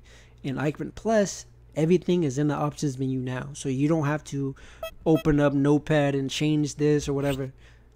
And another new addition is innate zoom. Okay, so in one of the versions of Mugen 1.0, that's one of the newer features. You can enable zoom. Within Ikemen, it is innate. You do not have to add zoom to your stages and things like that. You can control the zoom from here. You can make it so each stage specifically has different zoom settings, different camera settings. You can control all of it. Do you want zoom on? Your zoom out minimum, or your zoom in, the zoom speed at which it zooms. You can control all of these. And I'm gonna show you guys, and like I always be telling you, because when people watch my videos, they always say something about the zoom or whatever like that. It really doesn't matter, because you can change it however you want to when you're playing it. You can change it however you want. It's up to preference. But I'm gonna have it here, then I'm gonna change it so you can see the difference. I'm gonna just leave it off for right now. Input, same thing. You used to have to go change it manually, but now you can do it in game. Keypad, gamepad, whatever, you can change it. So now I'm gonna go to the extra menu. This is huge. So first let me just click on it. So the first thing we see is free battle. Remember how Mugen is incapable of doing one versus computer? Now we have free battle. Now you can go and play a single match against the computer. It sounds like a simple thing, right? But now it is possible with Ikemen. And we got boss rush, versus 100, bonus games, replay, demo. The thing about the modes is, if you have the knowledge, in this particular version of Ikemen, which is LUA script, you can make whichever mode you want. You can make a time attack mode. You can do whatever the case may be. It's up to you. You can code it in if you have the knowledge to do so. Ikemen is open source. Mugen is not. That's one of the bigger things too as well. You can go in and change things internally in this. You cannot do that in Mugen. That's a big thing. Again, like I said, if you're a casual, you're not interested in any type of development, things like that, this will not appeal to you. There's absolutely no difference in this for the casual user. This is the appeal, in my opinion, are for those who are interested in developing games. And I'm going to show you a huge thing, like a huge feature and then I'm going to show you guys some examples of Alpha 3, because that's our main example that we're going to use here. So I'm thinking, look at it this way. So the modes in Alpha 3, you know how you have the dynamic battle, whatever, things like that. With this, you can have all of those modes, with the exception of World Tour mode. And I only say that as an exception because, I mean, I feel as though if someone actually took the time to develop that, it could be a possibility. But no one really has the interest to do that as far as I know. But wouldn't that be cool to have World Tour mode? Like, if someone actually had the knowledge to do so, we could have something like that. It's possible. There's a possibility, period. That's the difference between Mugen. There is no possibility. You absolutely cannot add modes. You cannot do it. So, looking at these other modes, for example, Boss Rush. You already know what Boss Rush is. But the main thing I'm trying to say is here is that with the knowledge, or my goal is to get as many people to know about this as possible, because there could be some people out there who do know about this stuff and they could help develop it. Because right now there's very little people who are actually trying to advance it. Because one, a lot of people don't know about it. That's why I put it in all of my videos, because I'm trying to get the word out. Because I want people to know that this exists. And there's people out here who are trying to develop it further so we can get even closer to those retail games. Like I said, so we can actually make real games on it for real. And it could literally be to the standard of us replicating an arcade or console game. Unlike Mugen, you cannot do that. And another thing I'm going to go over in a second is the arcade mode. The huge thing for me, because you can have individual characters each have their own specific character ladders through arcade mode. So using Street Fighter Alpha 3 as an example, I could show a video, but I feel as though most of you have played that game. You know how it is. Depending on which character you pick, and I kind of went over it a little bit before, depending on which character you pick, your arcade order will change. Depending on, if you pick Ryu, his rival at the very end, one of his rivals is going to be Sagat. One of his rivals is going to be Rose. He's going to face Ken at the end, and then Bison. Then you can have it so, in the game, if you were to pick Charlie, then his last fight is going to be, who is it? I don't remember. Is it Guile? Is it Chun-Li? Whatever. But you see how it's different between characters? And I'm going to show you an example of that, how you can do it, because we're going to look at the select def and this as well, because it's pretty much the same and everything is listed, as I said before. We're going to look at that so you guys can see exactly what I mean. This is not possible in Mugen. In Mugen, when you set your arcade order, when you set order 1, order 2, order 3, etc., it's the same for all of the characters. That means you can't have a thing like a rival battle, because in Mugen, if you set your 5th fight to be Ken, it's going to be Ken for all of the characters. So, for example, CVS2, you know how you can make it so the boss will be Bison or Geese, depending on if you pick Capcom or SNK? You can do that in Ikemen. You cannot do that in Mugen. It's not possible, because the arcade order is shared between all of the characters. In Ikemen, you can replicate Street Fighter Alpha 3's arcade mode, the arcade ladder. Every character can have their own character-specific ladder. They can all have their own rivals. They can all have their own final boss. That is nuts. And that's one of the main reasons why I've been sticking with Ikemen for so long, because before I showed you guys I didn't have none of these modes, but thanks to some individuals in the community, this is now possible. So before, like, you were turned away by Mugen being so limited, over time a lot of this stuff has been alleviated. All this progress that has been made is just ridiculous. So let me continue here. First, let me just go over. So basically on this, for example, on Boss Rush, you can set it so you basically denote which characters are bosses, right, that are going to appear in this mode. So if I were using my assets, I could set it so, CVS2. Actually, yeah, CVS2. Pretty much the same thing. You could do that in this. The Boss Rush that's in that game, same thing. Orochiari, Bison, Geese, whatever, you can set it so those specific characters, you're going to face them in order or whatever. It's a boss rush. Versus 100, you're going to face 100 opponents. This is also another new addition. Like I'm saying, bonus games. So in normal Mugen, you can add a bonus game into your game, right? But the downside to that is it can be selectable. So say if you have a random slot in your game, if you were to hit random, you could potentially land on a bonus game. So I'm just saying, like, again, think commercial games. Obviously something like that is not going to happen in a commercial game, right? So you can make it so the bonus games have their own menu, and from here you can go to all the bonus games. So because look, in Mugen or Ikemen, whatever, you can make whatever bonus game you wanted to do. Obviously, if you wanted to make, because right here, if I wanted to add the Street Fighter 2 destroy the car, destroy the bricks, I could add them here. You can also add it in arcade mode, where it'll appear in arcade mode at a certain order, whatever. But if you just want to boot this up and just play some bonus games, you can do so without having to go to arcade mode, getting to stage 5. You could just play and practice any of these bonus games at any time you so choose. That's what that is, and that's another addition. Replay. So when you play your friends online, this will automatically save those replays. There's a folder in the root folder that says replay. The replays will automatically go there. That way you don't have to record the game as you're playing it. After you're done playing somebody, you open it up, you convert the file, or you you re-record it with a different program, whatever the case may be, and you upload it. I've done the same thing, and so have many others. That's another thing.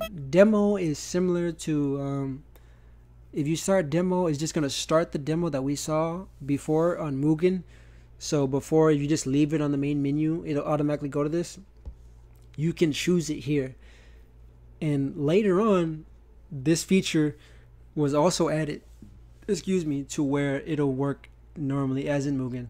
And also another thing that was planned, but I'm gonna get into some specifics later. But anyways, another thing that was planned, and it is possible. So when you're playing through arcade mode, player 2 can press start, and it will go to the versus mode.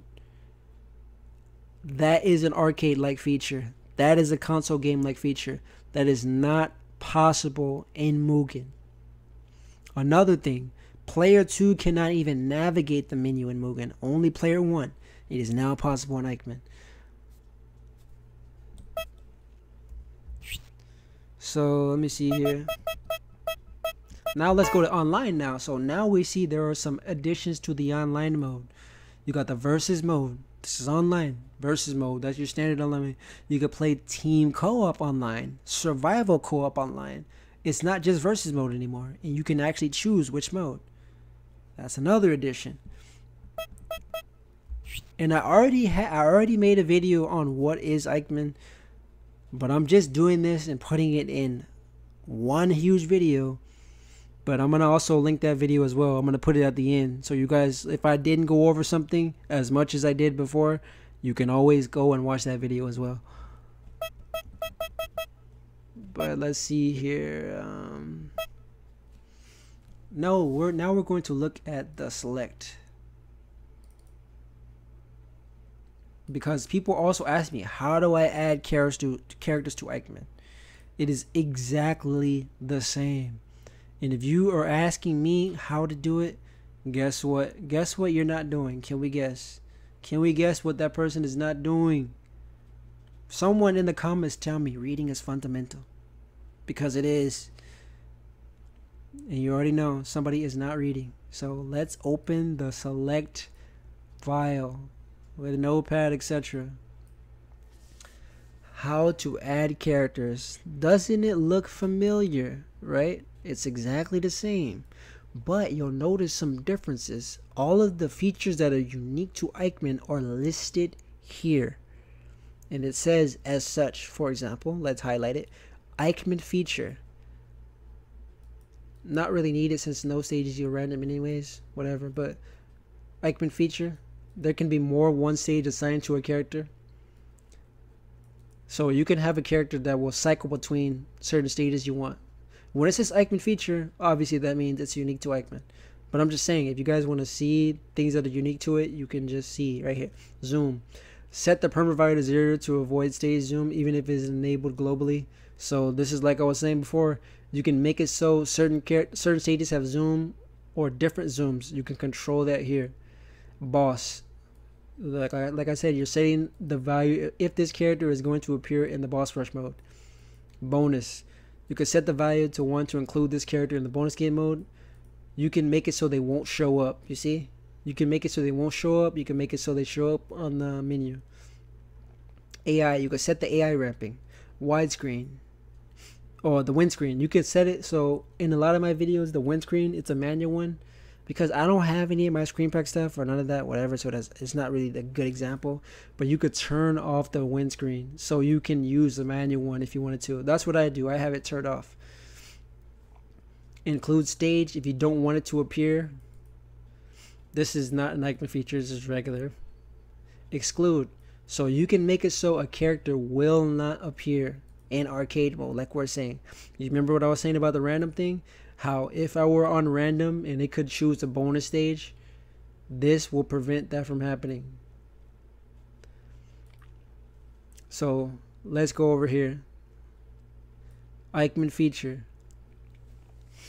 So let me see the point that I need to really read. So This functionality introduces a simple solution for implementing story-like arcade mode similar to the one in Street Fighter Alpha 3, where characters always face their rivals along the way. If you're playing in team mode, then the character rival becomes opposite team leader. Other characters follow normal order. So you see, like the one in Street Fighter Alpha 3, that means that, like we said before, every character can have their own unique arcade order. That is huge for people wanting to make a game. Even if you want to spice up your Mugen, even if you want to make it more like a game, because you don't have to be doing like being excessive, trying to do all this extra stuff like me. You could still make your stuff like you want to make it more compatible, make it more balanced, make it feel more unique and stuff like that. You were able to using this. The examples are here. You guys can read that on your own time, etc. So you looked at that, and again, we're going to look at another Ikemen feature. You can make it so you could choose more than one BG track for a character. You could set the zoom. Like I was saying, you could set the zoom to each specific stage however you want to. So each stage can have a different type of zoom setting, other than the one that's set globally, as it says right here. You can make it so it's like that specifically. Max 30 orders is lifted. And another, the AA ramping. So, like I said, you guys can look at these more in depth yourselves. But I'm just saying the most like important things for me anyways. The things that really got me hype. Because the whole arcade mode thing is huge. With that alone, we can replicate Street Fighter Alpha 3. If I wanted to make an exact version of Street Fighter 3, the arcade version, I could do so with this feature. All you have to do is make the screen pack and all of that stuff, which people can do, and they probably already have done. With this feature, unlike Mugen, we cannot do that. And literally, if you wanted to remake Alpha 3, you could do it. Like the only thing probably, like I said before, because there's no guarantee and no one has tried it for me to know it's not possible, but you could, like the only thing we'll be missing is the World Tour mode. But all of the other modes you could have. You can make those. And then the main thing, you can have the arcade mode and the rivals. So all the games that have specific rival stuff, you can have that. And that is huge. That is huge. But I mean, obviously, like I said before, if you're not interested in any type of dev stuff or whatever, this is nothing. It sounds like absolutely nothing. If you just want to casually play and have fun, you don't care about that stuff, then obviously it's not going to interest you. So I showed you guys that, and then the next thing I'm going to do is show you oh yeah, let me show you the zoom stuff. So extra, like I said before, now we can actually fight against the computer if we want to. So I believe the zoom is off right now. I have it set off. This is more similar how it looks is how it will look in Mugen, right? Regular one if you're not using zoom, because like I said, Mugen 1.1 also allows you to mess with the zoom. So there is that. But as you guys see in my videos, the zoom can be controlled better with Ikemen. So that was with no zoom. I'm gonna go on and I'm gonna turn it on. And just so you can see, like, you can have it however you want to. So when you see my stuff, it really does not matter, like, how it is, how it's looking. Wait, hold on. I believe it's... I gotta use this stage. But did you see that like this? If I go out, it goes out, and then it goes in, right? I'm gonna turn it off one more time so you can see the difference. Turn it off.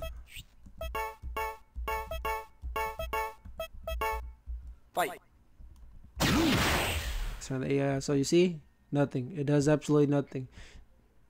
Do you see the difference? And now I'm gonna put a higher value for the zoom. So zoom in, put 1.5 just so you can see. And remember, all to preference however you want it to be. Now And see the difference there? Do you see that? Obviously, you can mess with this stuff and have it again to your preference. It can be changed. It's not permanent. You be seeing it in the videos or whatever. You can change it to however you want to have it.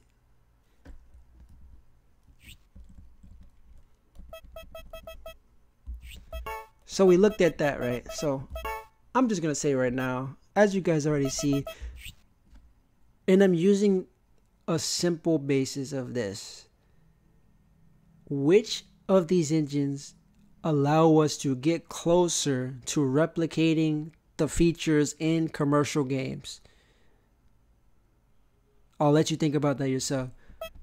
And I am going to exit this Ikemen Plus. And remember, the whole Screenpack thing is because I don't even have a Screenpack. But if you were to make a Screenpack, you can easily change it. It doesn't have to be that one. You can have it looking all super fancy and everything, but that's on you, for you who is making it. So now we're going to go to the last one here. And there's not a lot of things in this one that I'm really going to say, because I haven't really messed with this one that much, and this is the one that's still in development. So this one is not really stable. This one is more to show you that advancements are being made.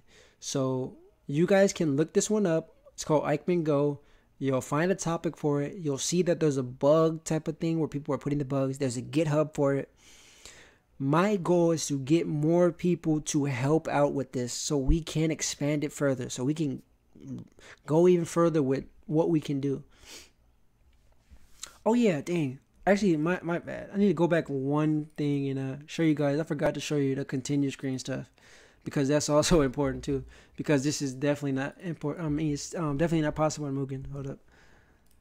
Dang, I'm over here tripping. But anyways, remember the whole the coin system and all of that? Boom.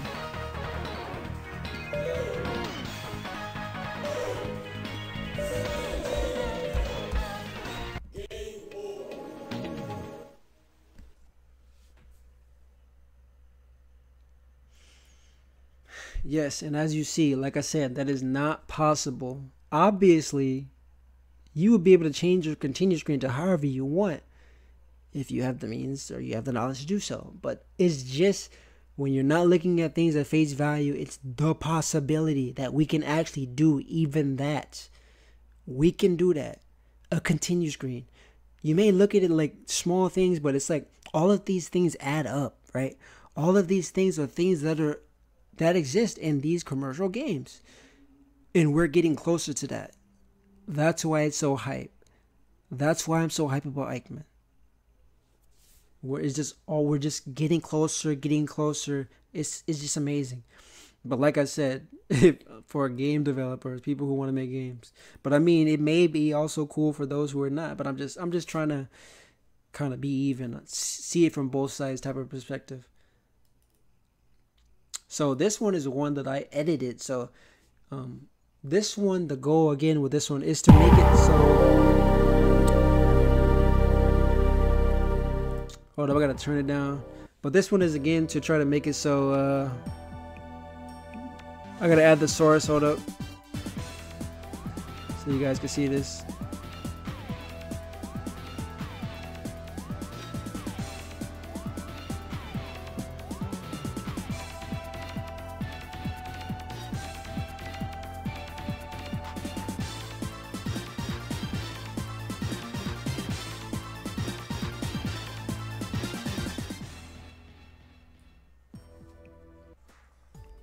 Alright, so look, now we are looking at the latest version of Ikemen, which is Ikemen Go. So again, this one also, like the predecessor, is trying to, I mean, they're trying to do a lot of things, but obviously they retained all of the additions that we got, and they're trying to add more and fix a lot of problems, bugs like that.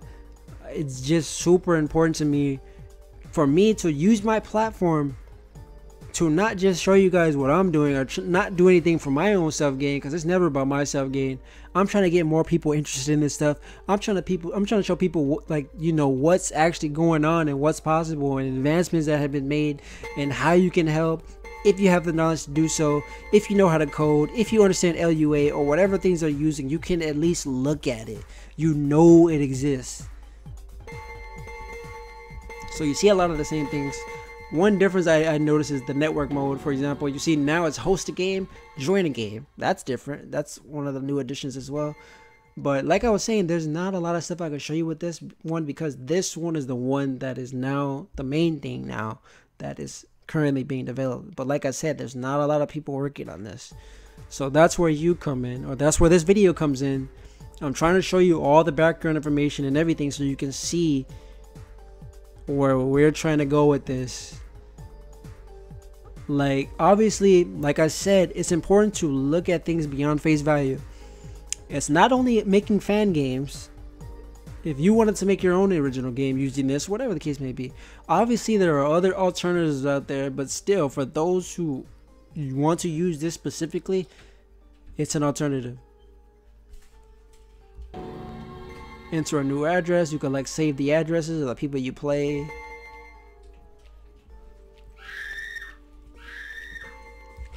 And this one is also downloadable on my channel if you guys want to try this. But do note that this is an older version of Ikemen Go. So this is not the newest one. I'm just using this one as an example.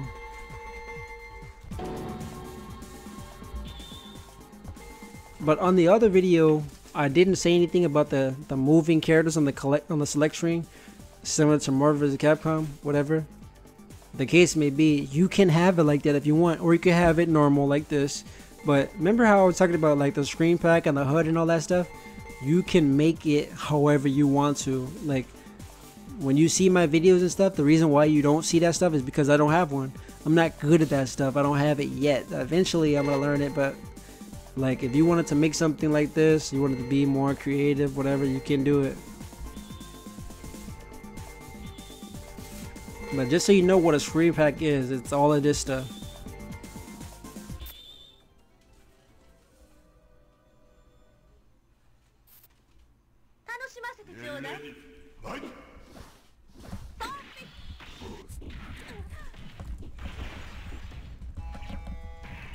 But I'm just playing a little bit so you can see.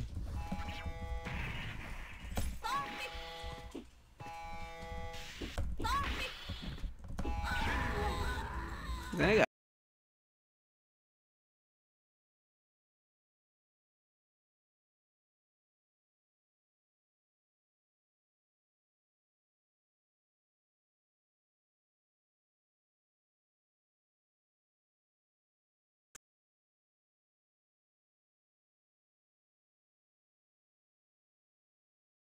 This is an old version, it's still being worked on,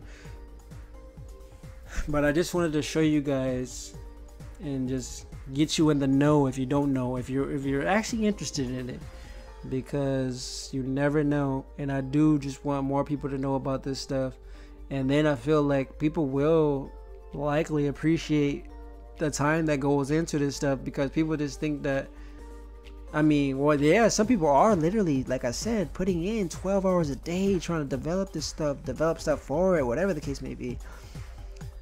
And I feel like, yeah, you guys got to know, like, the work that's involved with all of this stuff and the progress that we've made, because a lot of people out there with bigger channels and stuff like that, they're not telling you about this stuff. They don't care about this stuff. All they care about is getting more views and more subscribers, whatever. They're trying to increase that revenue, like I am as well, because I ain't gonna front. But I'm over here trying to get the word out, because I genuinely love this stuff and I want more people to know about it, so we can have even more fun with it, so we can take it even further, so we can do way more, so you guys can make your own games if you want to. But yeah, that's about it. That's about it on this video, excuse me. Hopefully I covered everything as far as showing you some of the differences, even though I feel like I did already in the other video. But that video was like from last year, so, and it does not have a lot of views. That's the sad part. Whenever I put out these videos about that knowledge, it gets no views. And I'm a small channel. And I'm over here trying to break my neck to show people about this stuff. The people with 30,000 subscribers and stuff like that, they should be the ones helping doing this. But I don't have any help doing it. So I need you guys to watch these videos, share them. And if you know or you understand the things that I'm saying, pass it along. Pass the information along. That's all we're doing here. And spreading that knowledge. Spreading that knowledge. That's all we're doing. And if we want to advance, and keep going further, that's what we have to do. And if you guys are interested in helping develop or be a part of this whatsoever, I'm talking about the engine stuff specifically because that's the main thing I'm trying to get across in this video. I'm trying to show people why they should use this versus Mugen or whatever. And then also tell you that there's a lot more that goes into it than just salty bet stuff. But hopefully you guys found this video informative. Hopefully you're able to learn something. Hopefully it answered some of your questions. If I didn't answer all of them, I will be making more videos. I actually did set time aside to make this, so hopefully it reaches the right people. And that's all I got for today. And then, of course, you guys already know there's going to be more CSX stuff coming up soon. And other tutorials as well for other stuff, non-related. But yeah, guys, thank you for watching. I appreciate you so much. Shout out to my Patreon supporters that are still on there. I know I only got like 3 of you. But I appreciate you so much for supporting me and believing in me. And letting me dedicate this time towards this stuff, which anyone else looking in would just tell me I'm wasting my time doing this stuff. But for those of us who still love this stuff, I am eternally grateful for you for constantly tuning in to me, commenting on my videos, talking to me, being a part of the conversation. Thank you. Thank you so much. I just want to get this stuff more well known. I just want more people involved. That's all I want. So we could just have more fun with this stuff. And again, this has been 2D Forever. Man, you guys enjoy the rest of your day. Peace out.